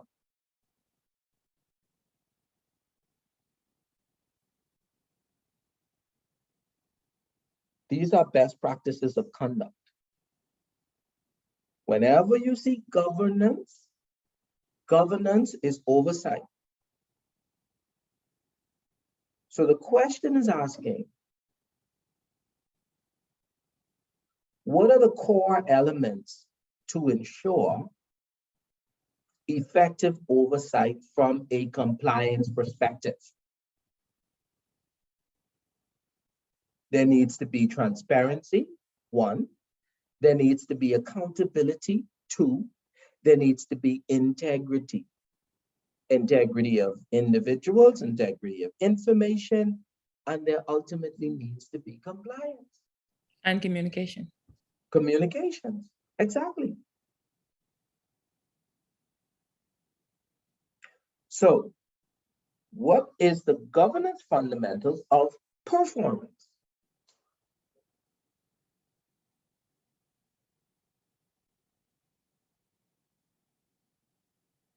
What does an organization need to do to ensure that they effectively perform?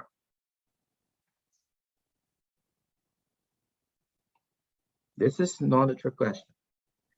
Controls to be in place so that you can measure controls, so you can measure their performance.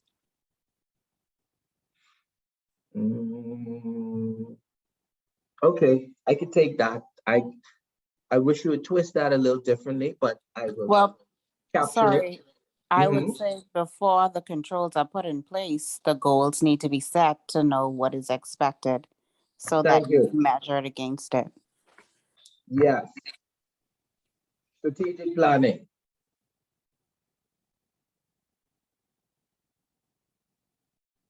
This is not a trick question.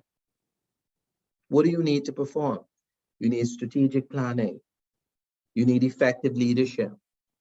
You need policies and procedures.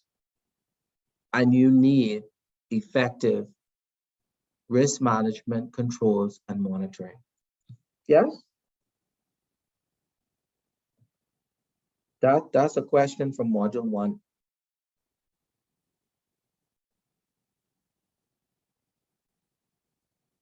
Okay.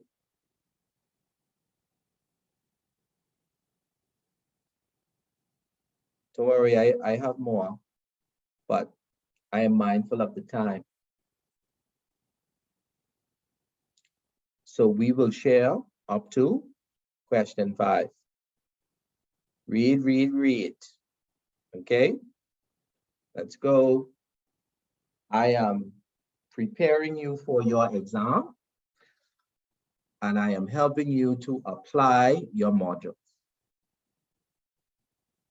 So let me stop share. Any questions so far?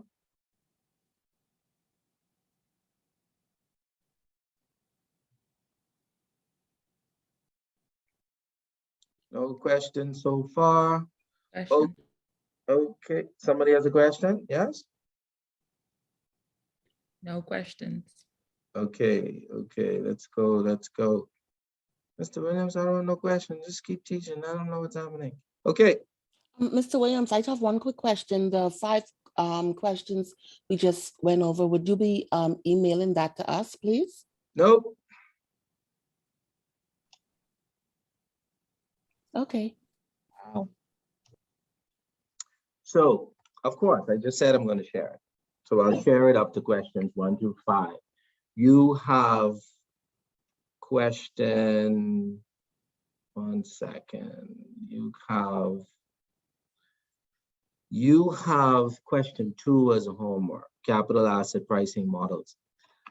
Guys, stop looking for the easy way out. right? If you read modules 1, 2, and 3, these would not be questions. This would be a review session. I just pulled elements from modules 1, 2, and 3. So I don't mean to seem harsh, but this is a reality. I mean, we have to get serious about what we're doing here, right? Look at some of the questions to come. It's getting technical. And I don't want us to be back and forth between what you should have read in module 1 and what you should have read in module 2, right? Especially module 3. What are the qualitative and quantitative risk management components? What is risk concentration? What are the effects of risk concentration? You see, these are some things that you should know. According to Basel, what are the key characteristics of risk management reporting for valuation, right? What are the critical components of liquidity risk management? Isn't this the module? So it's difficult to be able to go through all of these questions, which will help you in your exam, but you're not reading. So I have no problem sharing these questions with you and the answers, but you have to read. I can give you questions, I could give you multiple choice, but that's not really going to help you. You have to read, right? We have to move away from this traditional approach of memorizing the way questions are positioned. Let's understand the fundamentals. I would rather work with someone who got a C and didn't do so well with the questions, but they understand the fundamentals, than someone who got an A because they had past papers and they know what the questions were structured like. That does not make them a superstar. Right? Don't we have a lot of master's degree and persons who are certified in these various organizations? But there's still a lot of problems exist, correct? You barely have people that know how to critically think. Yes? Hi. Yes. Okay, guys, this is a reality. I'm having an open discussion with you. So do you realize this discipline was carved out because people don't think critically?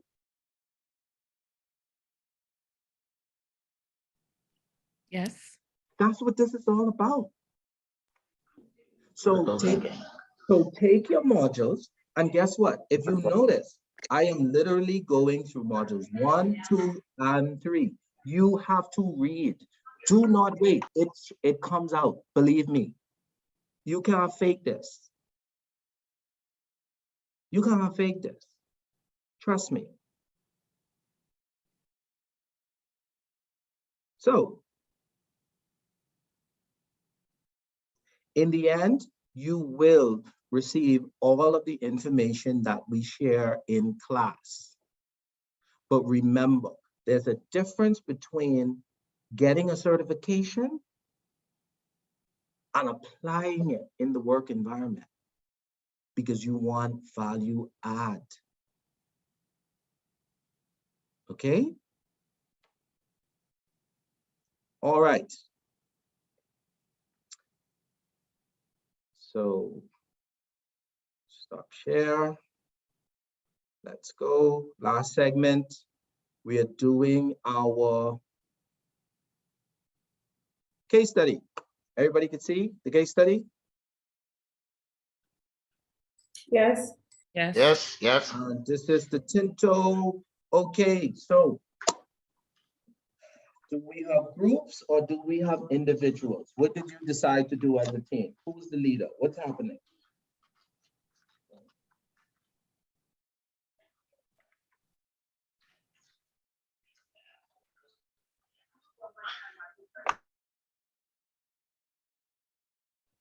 So we didn't form any groups. Okay. We would be approaching, I mean, I'm not sure if we may be able to do it, at a later date, but that time is fast approaching for us to complete the assignment. So for right now, we have individuals. All right, so thank you, Candace, for sharing. So I know that Candace, Jessica, I think it was, help me if I'm wrong, I think it was Randy and Orlando that shared last class. I believe, if I'm not mistaken, Shanta. I know, yeah, Shanta and Rithman shared some perspective, but, and I say that because for this first round, I exempt those individuals from sharing their views, right? One of the things that you want to do with this case study, as I indicated, was to put the case study in perspective of, can you see the actual report? Yes. Yes. Okay, great. So we have the actual report. Now we know there's 2,000 words. 2,000 words is equivalent to, say, single line, using certain type of font. You may be looking at about 15 pages, 12 to 15 pages, probably less, depending on the way you write and the way you structure it. I would recommend you keeping it simple. Create 3 segments and allow each segment to speak to that specific question. You want to start off your skeletal document just breaking down the segments, right? In the end, you're very likely to have maybe 3 pages of comprehensive coverage. If you work on 3 paragraphs for each section, and assuming that there is about 200 words, 100 to 200 words per paragraph, you could end up with 1,000 to 1,500 words. So 100 words per paragraph is very doable. 200 words is where you really get into it. You want to have your references. For some of you, it may have been a while. MLA is the business approach, as we know. And APA, I mean, for those, is fine if you prefer APA. That's fine. So you want to at least give yourself an opportunity of structure, right? You have time. We still have time. We have roughly about 3 weeks, I think it is. Yes. So by next week, at a minimum, I expect that everyone would have completed at least 2 paragraphs per section. For those that have already started, I expect you to complete 3 paragraphs per section. In the second week, you should be fine-tuning your context of coverage. And in the last week, we want to fine-tune introduction and conclusion. It's a good strategy, right? We got 3 weeks. So we're all working professionals. Let's figure this thing out. Let's make sense of it. So I like the approaches that we talked about last week. Some of the concerns, Candace sort of anchored the conversation about the actual report, the questions. There was some general observation shared, but the main thing was about approach, right? So the first question, prioritize the main risks. What are the main components of the management? Hold on, let me see here. Priority, right? So for those names that I did not call, how are you approaching this? Sorry, Jermaine, I just have a quick question before we go into that. So Okay. I see the question, structured review documents and prioritize the risk. I was trying to make a determination. Is that a question in itself, or is that, should we answer that? I mean, I wasn't clear on that, but I think That's a good question. That's a good question, right? So what this is saying, so question 1, right? Or segment 1 rather. Remember when we had that multiple choice to say, what should you do first? With the information? Yep. Organize it, then analyze it. So this is saying, review the documents and organize the rest. Now, tell me, after you organize it, tell me what are the main components of management priority.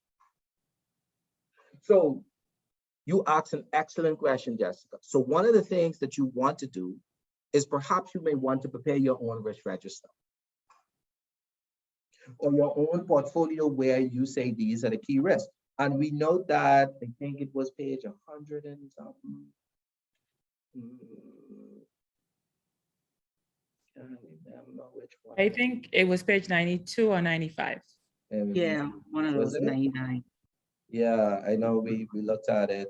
Where is it? Page 95, I think, or 92, maybe 99. Just I think it's 99. Maybe not page number, but it was. Let me. Okay, here we go. Right? 95. Right. So guys, 95 is the key. Right? So we want to at least say, guess what? Let's start this off. We could even start off our intro right now. I am writing an assignment on this XYZ organization, Rio Tinto. This is the nature of this organization. This is the nature of the management. This is the products and services that they offer. Here is a list of the key risks that impacts this organization today. Boom, page 95. First part of it done. Now, you could pull out what you feel are principal to you because you don't have to regurgitate everything here. So you could list key risk. You could talk about potential business impact. You see how they group the risks in the focus. They talk about operational ESG. Remember early in our discussion, we talked about ESG, right? Jessica brought it up. Environmental, social, and governance. Yes. For those that need a little bit more perspective, it's right down here. Yes. Hi, guys, I gotta know if we still connected. Yes. Yes. Right? Now, hold on. Where's my question? Can you see the question? Okay, hold on. Boom. All right. So back to the original point. How are we approaching this? Okay, so when I first reviewed the question, I would have identified some risks that I felt that were important, but based on point A of the question, what are the main components of the management priority? Okay. I would have eliminated or identified the primary risks from my initial listing that were more important to management based on things that were reiterated throughout the document. So throughout the document, they keep talking about relationship with the communities. Yeah. They keep talking about safety. Yes. So I would have identified or reduced my list based on what management keep talking about throughout the document in the various sections. Right. So you see here, that's number 7, relationship with communities, right? Living their corporate values. You see that as number 1. And there's a few others. So that's a good approach. And how many risks did you come up with ultimately so far? Well, initially I came up with, I think, 5 primary risks that I wanted to focus on. Okay. based on an elimination process. Yep, no, that's fine. That's your paper. Mm-hmm. Go ahead. No, go ahead, Bria. I'll come in when you finish. And I just, from there, I organize them in terms of what is most important based on that reduced listing. Mm. Did you consider risk rating your, like giving it management tiers of degree of importance?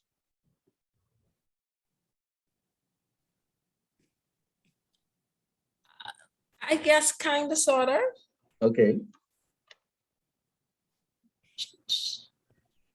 Okay, no, that's good. That's good. That's fine. Jessica, you wanted to share?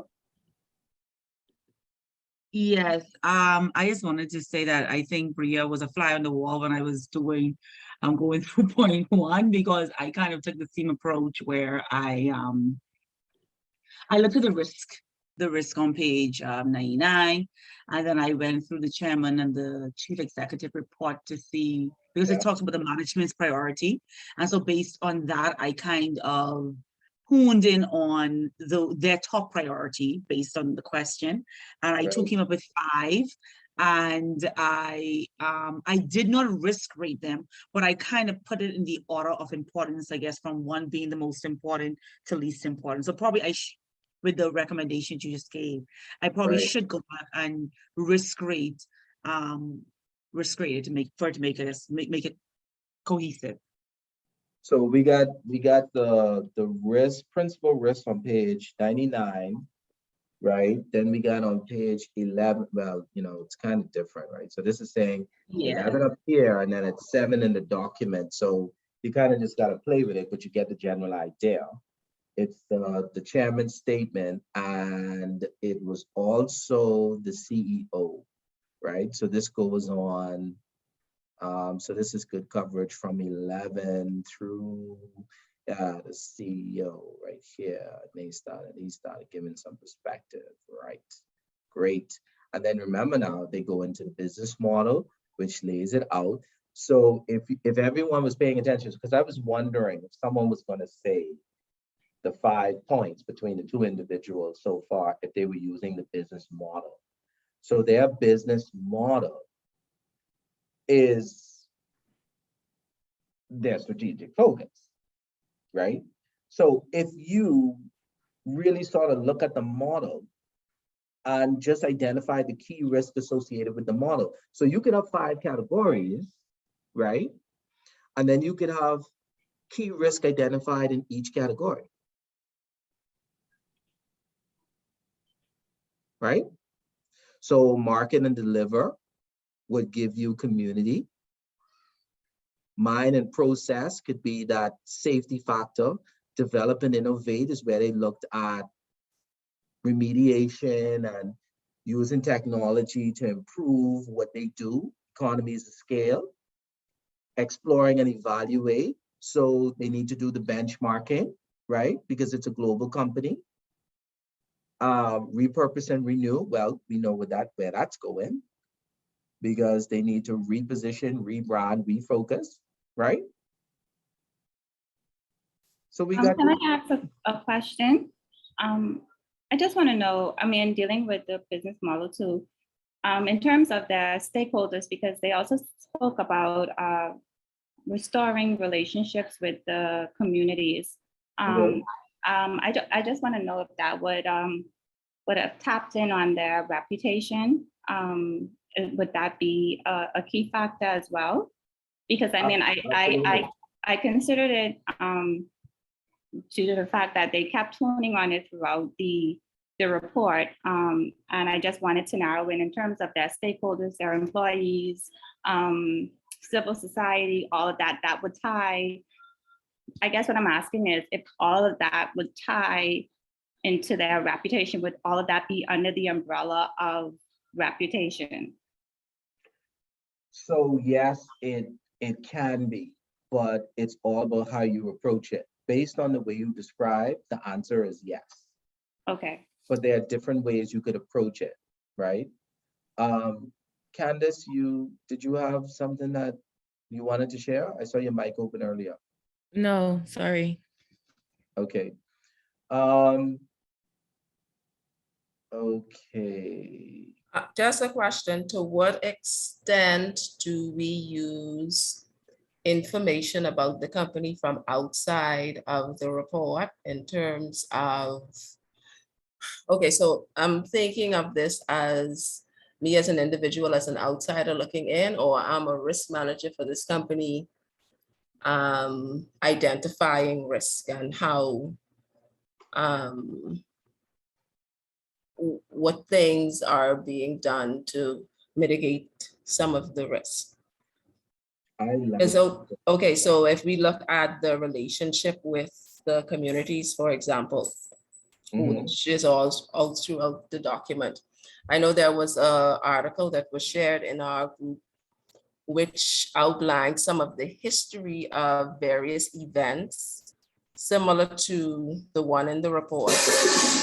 That kind of speaks to this being a repetitive kind of scenario for the company. So if we're just looking at the report itself, you might say this might be a one-off the first time, it's a learning experience. But if you factor in that this is something that has been happening for a number of years, to say whether or not the additional things that the company would have done this year to offset some of the reputational issues that they have with the communities, would that be sufficient, or based on them having gone through it before, more should have been done or the risk should not have happened?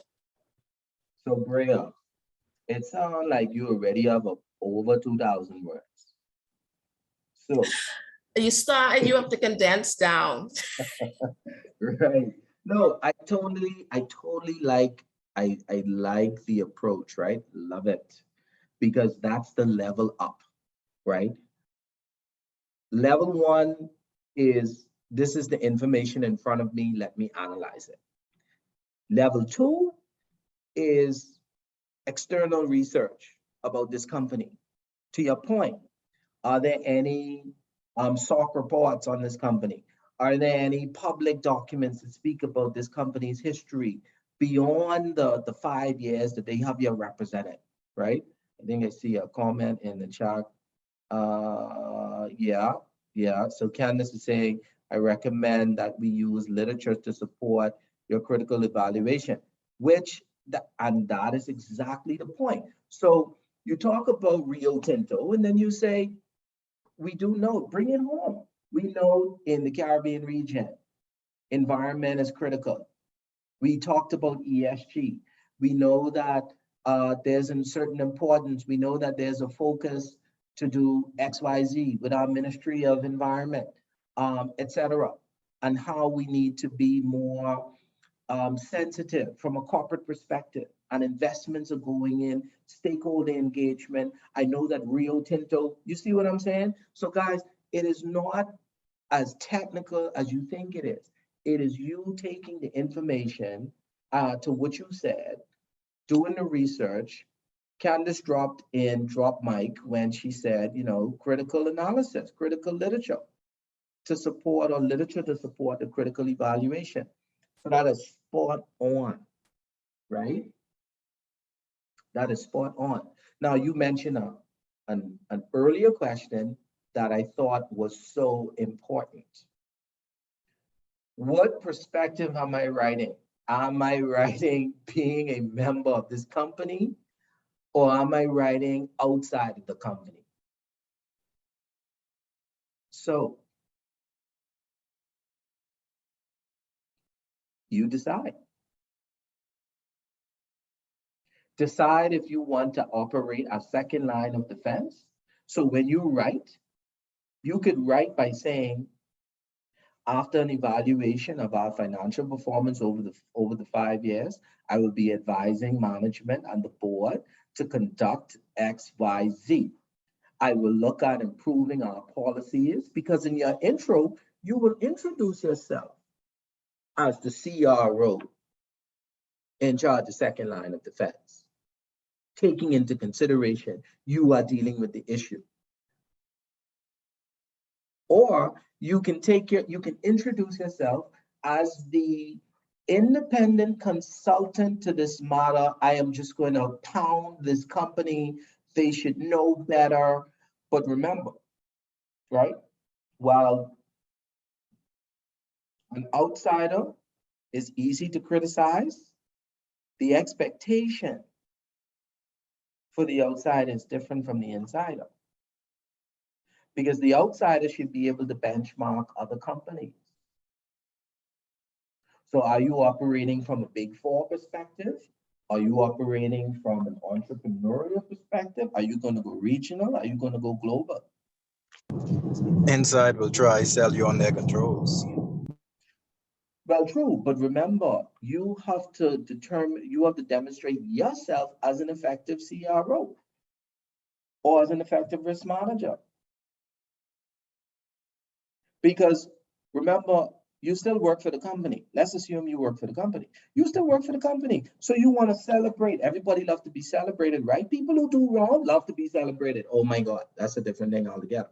But the point is, you recognize them. Guys, you did a great job year over year. However, I would like to reiterate that we have repeat issues. It was flagged in an audit, and there were certain things that we need to now focus on. I would like to take this time for us to reposition our focus. It's not too far gone.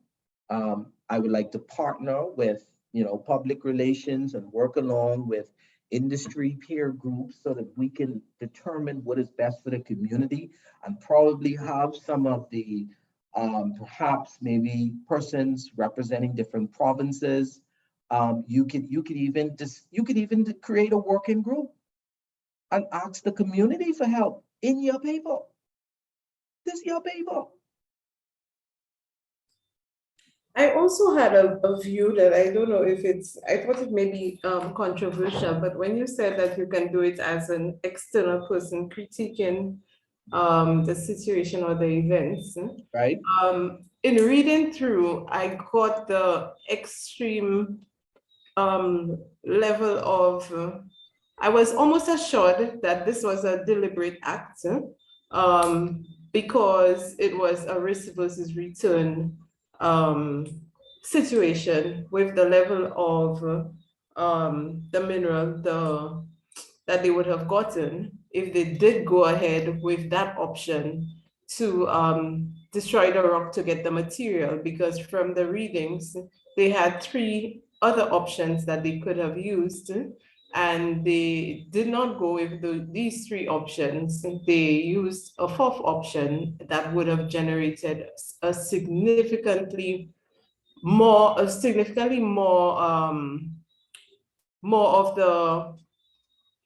the minerals. So I saw it as a deliberate attempt. Okay, we go ahead and we do option 4 where we destroy it and we get this significant value out of it, and then we do our PR. So I see all of those commitments as a PR stunt, because they would have already decided this was the way forward. We'll let some senior members take the fall because they still got paid handsomely at the end. And we still got the significant level of profits, and we go ahead and implement this afterwards because from all accounts, they were well aware of the level of importance of the rocks. At one point in the document, I think it even specifically said that the destruction of that site was already planned, I think, from 2018. I think they specifically said that in the document, which I'm like, you planned it, so what's all of this about? Yes. Under a different management, I believe. And it just came to fruition under this new CEO. But this new CEO just now is coming on board. They say let the previous CEO go.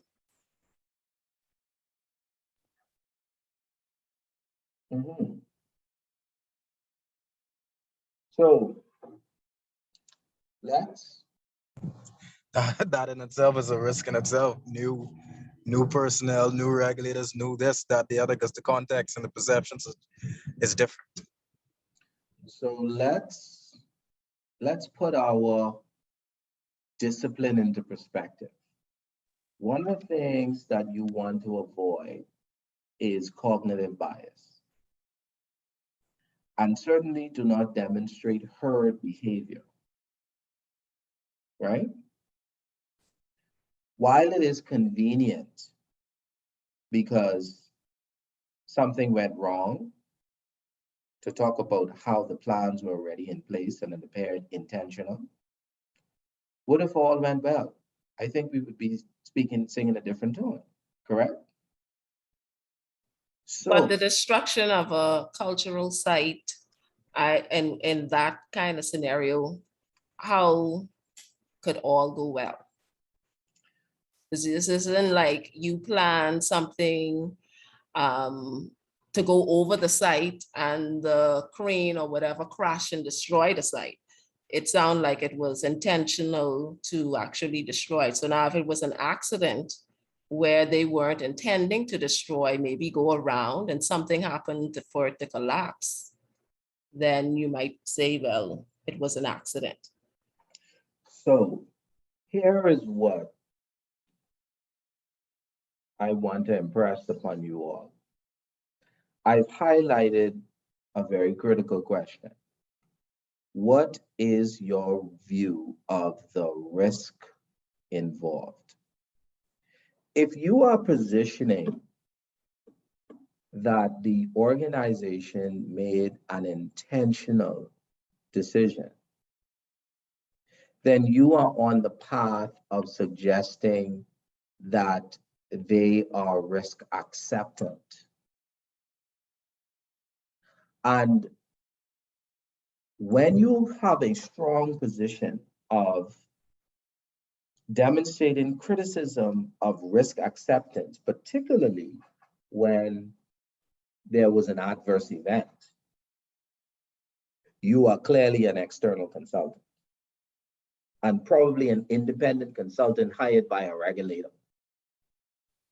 Is there anything wrong with that approach? Nothing is wrong with that. But understand that when you take that position, your paper will come from that point of view. You may want to use different hats, or you can take it from a sort of mirrored perspective, right? That if a regulator or those external looking at the organization, let's say I was the employee or I worked for the organization, they may view this as an intentional act. They may view it. And some of the facts of the circumstance suggest that, right? But if you perhaps maybe did some external research and you would have seen where there was maybe conferences with the government and they gave soft approvals, there was job creation and everybody was happy. And they said, listen, it was there for 100 years, nobody even checking for it. It was probably a hazard for criminals, and perhaps maybe it was an error or it was an unintentional mistake. There's different perspectives you can take. Again, notice what I highlight. What is your view? What is your view? Remember the economic value add principle. What are you focused on? After you've documented and prioritized the main risk, and you understand the main components of management's priority, let's say a new culture, all they focusing on is income, then if that's your perspective, drive that point, right? When you get into question 2, what is the main sources of revenue? You may look at this organization and they may say, guess what? Our first core principle, right? Which comes out in the business model. You say the same? Explore. That's the first thing we want to do. I don't know about you, but I could read, right? Just say explore and evaluate. The country give them the license to explore. Now something happened. The question is this: did they have the insurance? Were they able to remediate? Is the government working with them? Was an investigation done? Did the investigation reveal that it was intentional? Take your pick. But remember, you have 2,000 words, right? You want to focus on the point. Now, how do the risks you identify potentially affect revenues? So we talked about some key risks. Market exposure, environmental risk. How does it affect revenues? Right? So there's the business model, and then we saw the 5 years income, right? Like, yeah, on injury frequency rate. The people wasn't getting injured that much. This is the facts. Shareholder return, 110%. Now, who are the key shareholders? We will continue to focus on generating free cash flow from our operation. This will allow us to return cash to shareholders in the short term while investing in the business in the long term.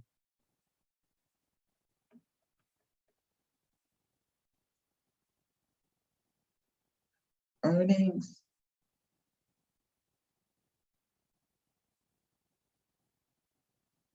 Really?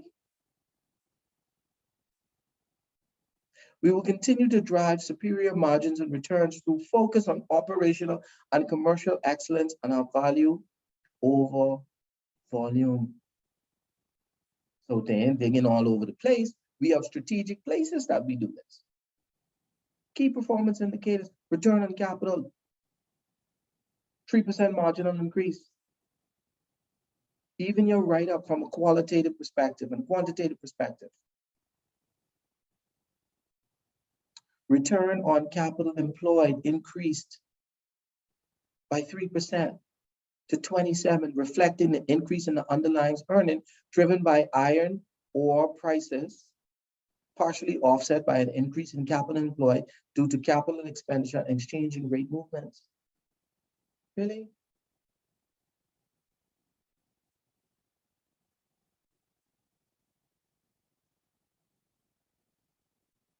Net debt decreased by 3 billion,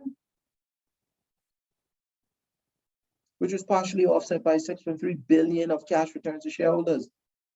What are we talking about? Less gas emissions. I looking out for the gender. Why they fire the CEO? What happened?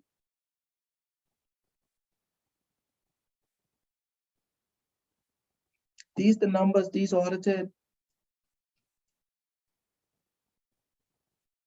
What's happening, guys?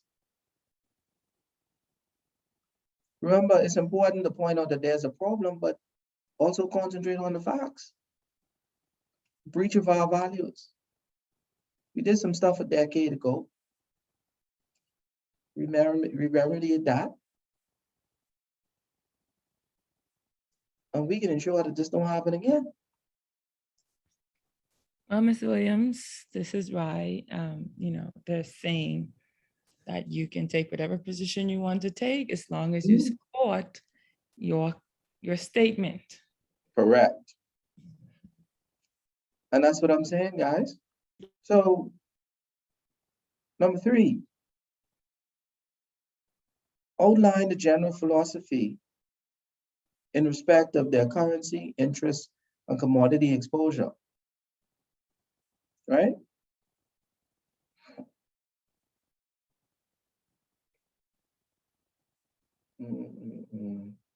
Do this now here. Go here. Interest. All right. What we got? Mm-hmm.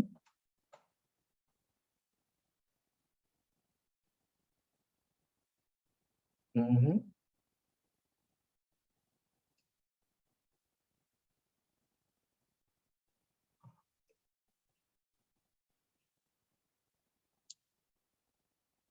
So we got a whole write-up on, what is this, page 39 or 35 rather.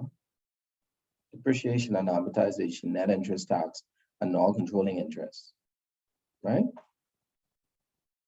We know that they have, what do we have there? Repetition and Darcy, that should be risk that could be fabricated in some areas of the benefit of shareholders. Okay, so there's some other unique perspectives being shared. So we all just want to support our position, right? Right. So Mr. Williams, in researching, and I think this is what everyone, in support of what everyone is saying and coming up with, when you do the research and it goes back, you and you would assume that they would have intentionally blew up this rock. It holds the weight that it's holding because it has a personal appeal in which they didn't demonstrate corporate social responsibility. Like they blew it up where plants live there, animals live there, people live there, that kind of thing. And if you're going to say, okay, it was intentional, then you have all of the reports from the various consultants that talked about, sending emails and different stuff to, the CEO, asking the CEO on several occasions for 2017, 2019, hey, we need an independent member of your board to meet with us because we have found that your organization has a lot of ethical issues. So again, this is a position that some of us may want to take. It's all in how you are going to support your position. And that's it, because risk is a matter of perspective, it's objective. And if you're making a claim, once you support it and you have all of the evidence. And I think the report would be very simple and straightforward for the most of us. Yeah, I share that perspective. And I think when it's when it comes to critical writing, because it's only human nature to often focus a lot on the negative, I guess it tends to also be easier to write because the focus is there. It takes a unique perspective to see the silver lining in a downside or in an unfavorable situation. But I think those are some good feedback. Those are some good points. Last 10, 15 minutes. Let's get some feedback just around the table. Any other general thoughts you're feeling towards approaching the case study? Mr. Williams, I have a question. For number one, where I have reviewed the documents and prioritized the main risk. When I look at that question and I go to page 95, and in the purple diagram, they have the risk numbered. Would that be prioritizing the risk according to the numbers that they have? Like one would be the priority versus 22, which is least priority. So these are a list of their principal risks. I think what the focus of perhaps what needs to be considered is the assessment which was conducted, right? So they did a business impact and likelihood assessment. So if you follow the sort of risk assessment approach, it's a calibration between business impact and likelihood of occurrence, right? Okay. Which then derives a residual risk.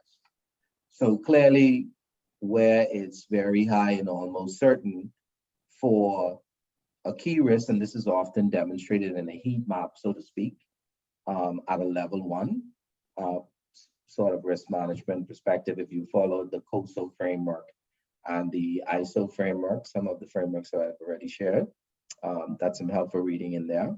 So a very high to almost certain, that would obviously be key risk. So if I go from very high to very possible, remember now, this is risk from your view. So this is 9, very high to very possible.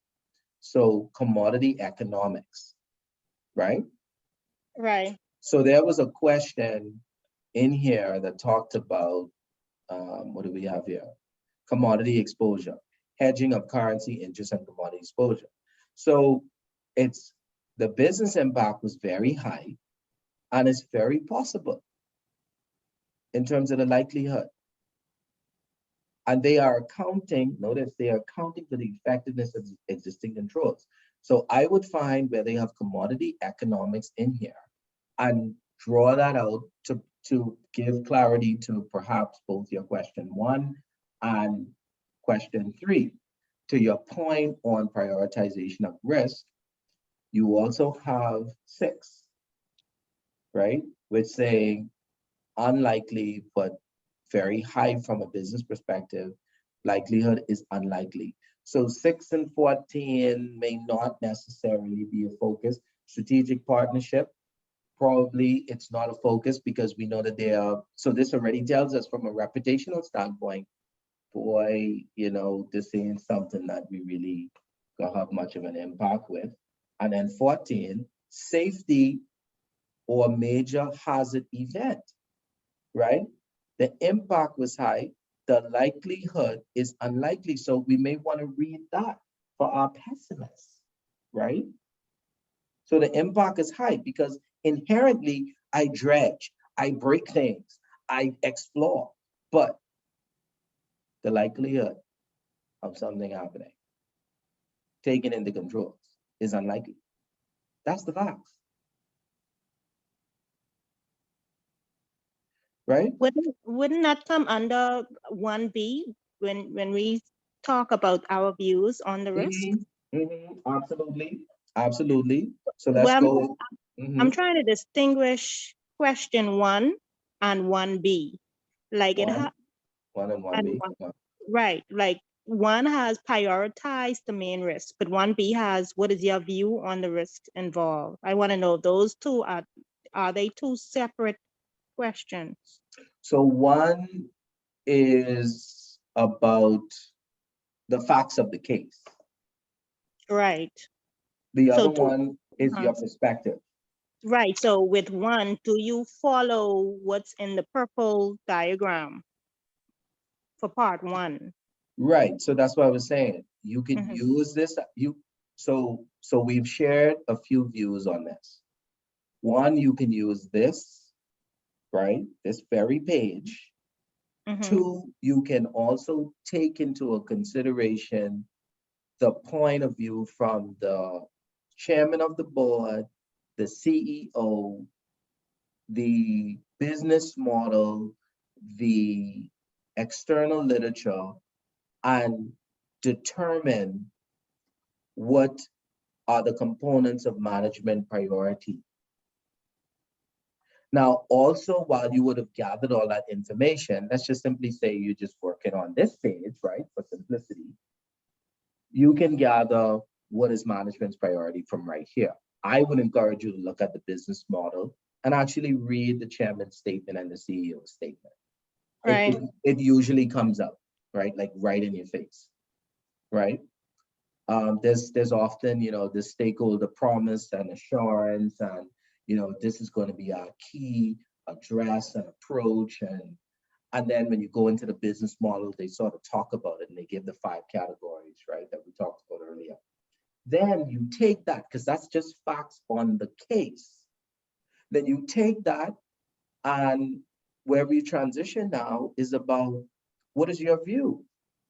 Having sight of the case, having an appreciation of the information in front of you, how do you feel about it? Right? So this is personal for you. You may support it. You may support management. And then, we talked about the different hats you can wear. You can wear the hat of the CRO, being in charge of second line defense. If I was the CRO, in charge of second line defense, how would I approach it? What would be my view? If I was the external consultant, either appointed by the regulator, appointed by this independent body from the environmentalists, what would be my view? It's very likely if I came from the latter end, I would be more pessimistic, I would be more critical, I would want to get all the views of all the assessments done. I would want to understand and be reassured about the risk of occurrence, again, of certain impacts happening yet, right? So if we continue on, right? So what's high or what's possible? They're saying they're living up to their core values. 3, transitioning to low carbon future. 20, civil unrest. You see how that come out just now? Yeah. This is high risk from a business perspective, and it's possible. Civil unrest. So for my pessimistic crew, you got your facts. Moderate but likely change in tax regulations. Notice there's a question.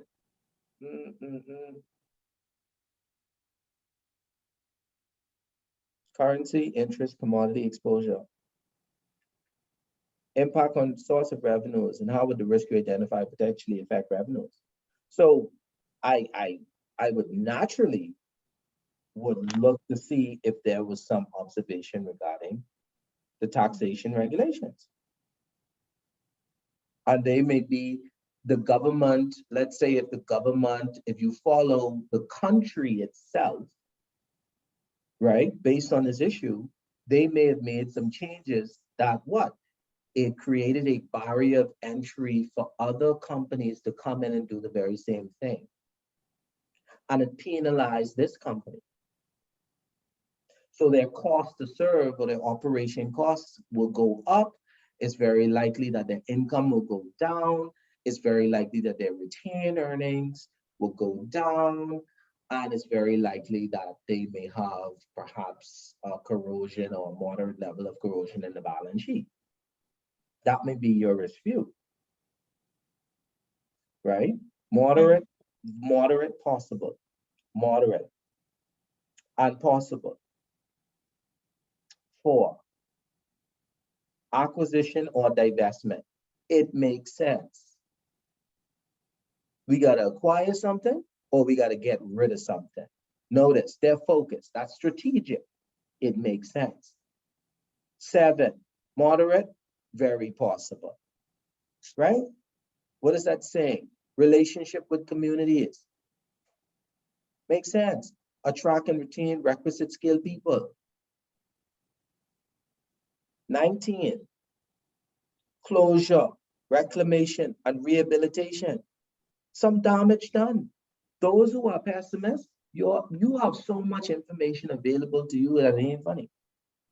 22, breach of policy standards, procedures. It is very possible. This is likely. This is the facts. Just read it. Right? So, okay. So I hope that helped you a little bit, Indira. Yeah, it did. And then I have another question. Question 3. It says, outline their general philosophy in respect of the hedging of their currency, etc. What is your view on the need for this company to use hedging instruments? However, when I read the text, it says that they do not qualify for hedging. They do not qualify for hedging accounting. So since they do not qualify, then I cannot suggest that they use that, right? Because they don't qualify for hedging accounting. Well, it's a global company, right? Right. So maybe they could head through a different financial instrument or a different financial vehicle. Okay. But this one is a little complex. Let's not worry about this yet. Notice I didn't touch that much. I want you to get 1 and 2 first. Let's break this down first. And then we can come to this. Right? Yeah.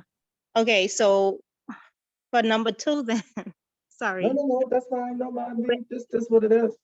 Where it has what are the main sources of revenue? Yeah. I could be wrong, but I was thinking on the main sources listing the iron, the aluminum, energy, copper, and diamonds. Would they be considered the main sources of revenue?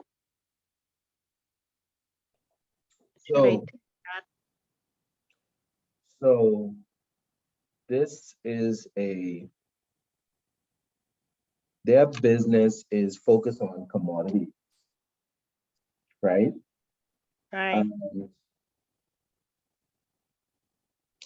Those commodities are real or raw materials.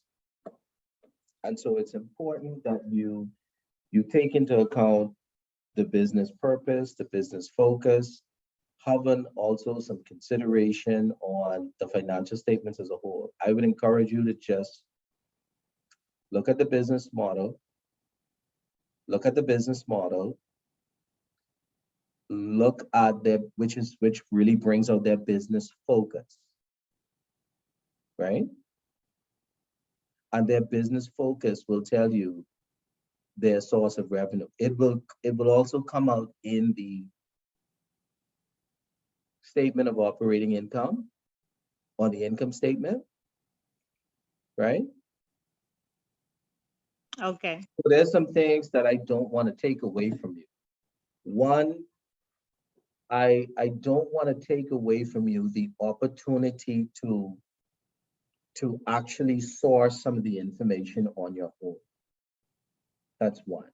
Two, I don't want to take away from you the opportunity to, if you haven't been familiar with reading financial statements, this is a great opportunity to start with that, leverage with one of your colleagues who could sort of help you walk through financial statements. You will note that there are a lot of disclosures in this report that not only bring out the financial results, but it provides a breakdown of the income and some of the analysis of the results, right? So a lot of this will really be based on your ability to capture information from financials. And so this is why I talked about getting into groups, leveraging with a colleague so that they can assist you with that, right? But you're gonna really see a lot of it once you start to read the core business focus, their model, their strategic initiatives. Then you're gonna see in the income statement and the balance sheet really a lot of what you're asking about.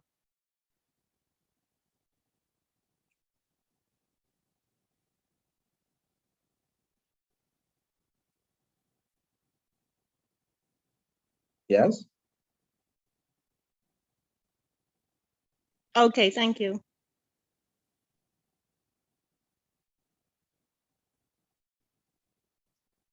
Okay, guys.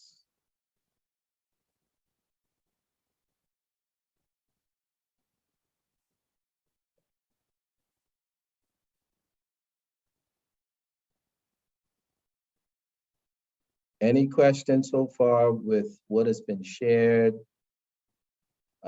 Any general observations on the approach?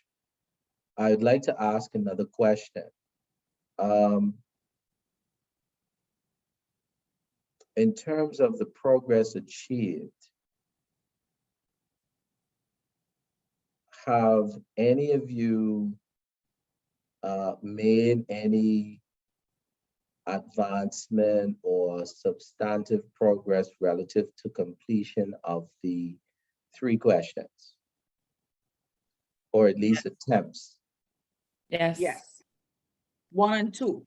That question 3 is yes, precious. Doozy. Yeah. Okay, so that's good, right? So Jessica and Candace they're both well on their way. I do take note that you have different approaches that you want to take. No approach is a wrong approach. I still do encourage those that have not made much of the progress, but you know, really using today as an opportunity for perspective. You know, that's okay too, but I would just encourage you not to allow so much time to pass, right?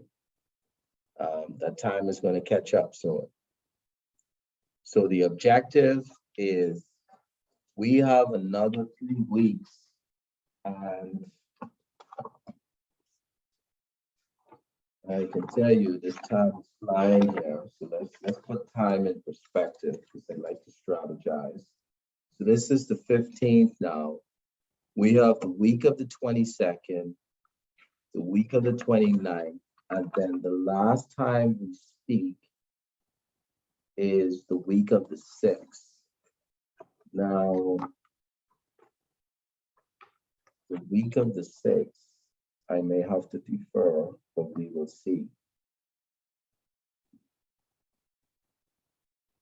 But your submission needs to be, I think Miguel gave you July 8th. Is that the deadline? Yes. Yes, for the assignment, yes. Okay. So it gets pushed back a week if I think the week you couldn't attend, I think he pushed it back. Sorry? The week you did you couldn't attend, I guess he pushed it back from that week, the deadline. Oh, okay, I understand. Because it was supposed to originally be July 1st.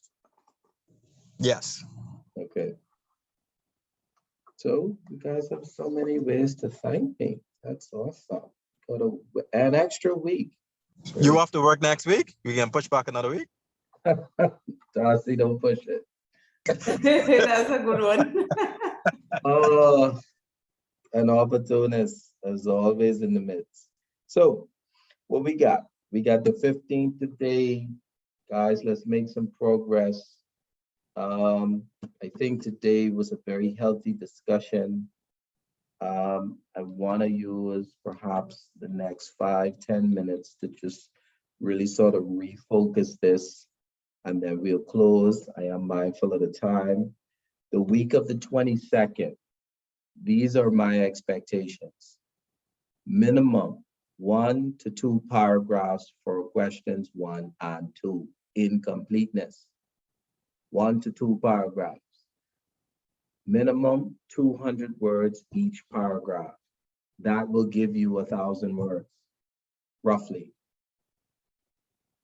When you factor your intro and your conclusion, that should give you a comfortable maybe 200 to 400 additional,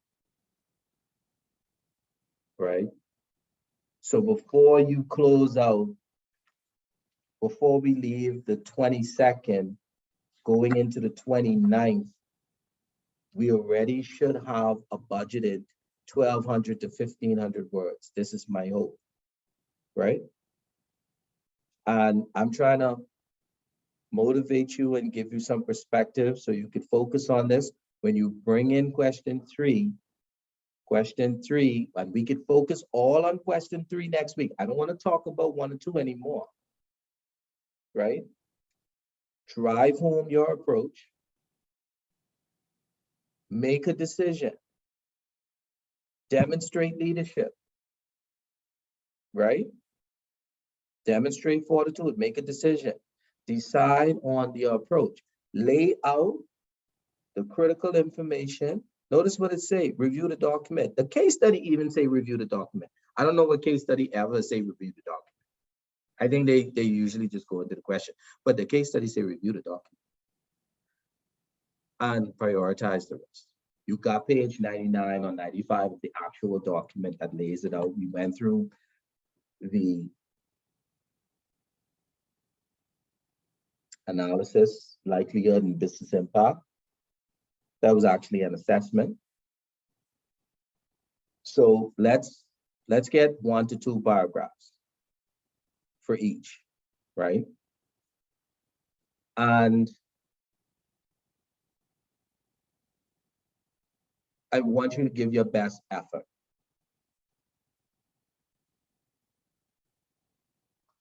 Just give your best effort. One of the things, if you have not written before or have not written in a long time, write bullet points. And then you could build your paragraphs. I would encourage you from today, pick up the phone and call a colleague of yours right in this group. Right in this group. Align perspective, put in your WhatsApp group, hey, who's operating as a CRO, second line? Who's operating as a consultant? Okay, can I get some perspective from you? Work together, build it out. It's your own individual paper, but build it out. Next week, 2 paragraphs, the focus. We have the homework assignment. We're gonna go through these questions again. 2 paragraphs. The weight is going to be lifted off your shoulder when you submit on July 8th. I do not want anybody requesting an extension. That is not necessary.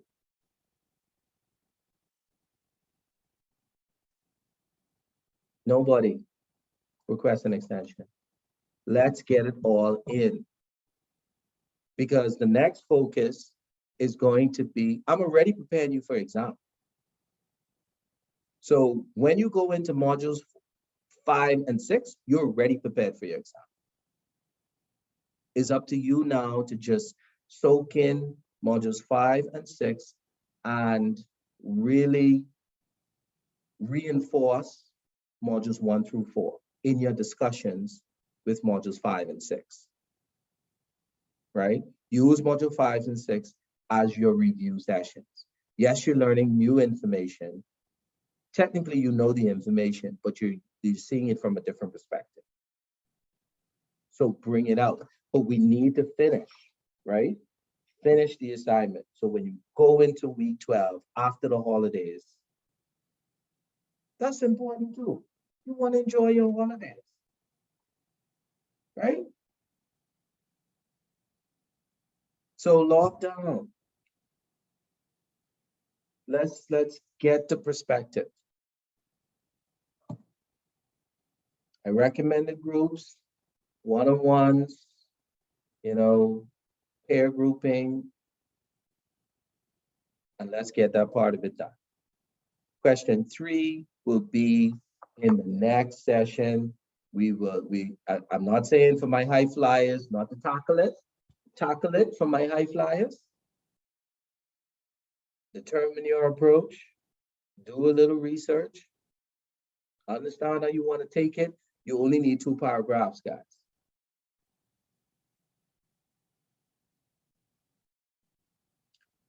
So I think we got a plan.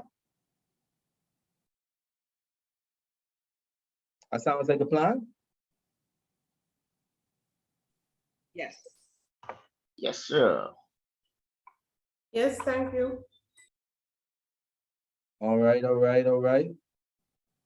So before we close,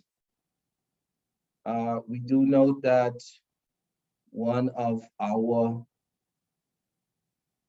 risk management colleagues is nominated for a position in Baco, Miss Jessica. So certainly all the best to you. I think she done win the polls and close.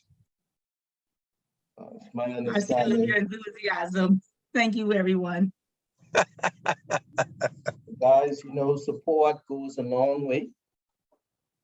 And, you know, these are the times I would encourage you to take this opportunity to speak to Jessica, perhaps online of her intentions. Don't just vote for her because she is very intelligent and she is an excellent participant in the class. But you want to demonstrate all of your fundamentals of risk management. Conduct a risk assessment of Jessica.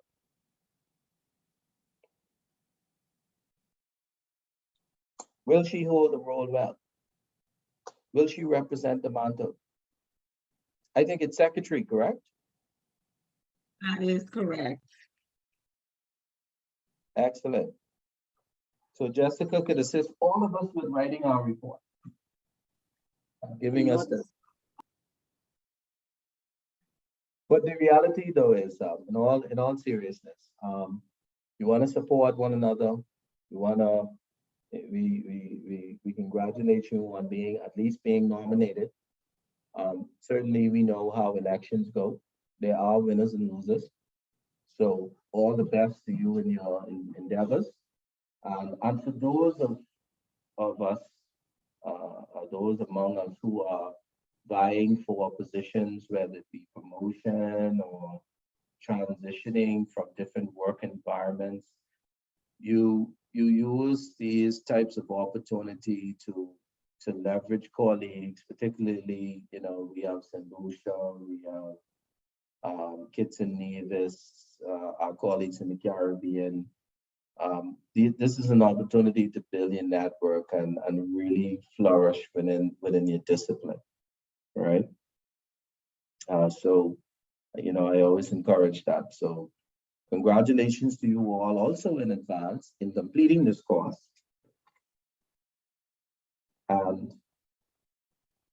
But let's put in that work, right? Let's get our reading done. I like the progress I'm seeing with the reading, the level of your participation. You know when you are challenged, right?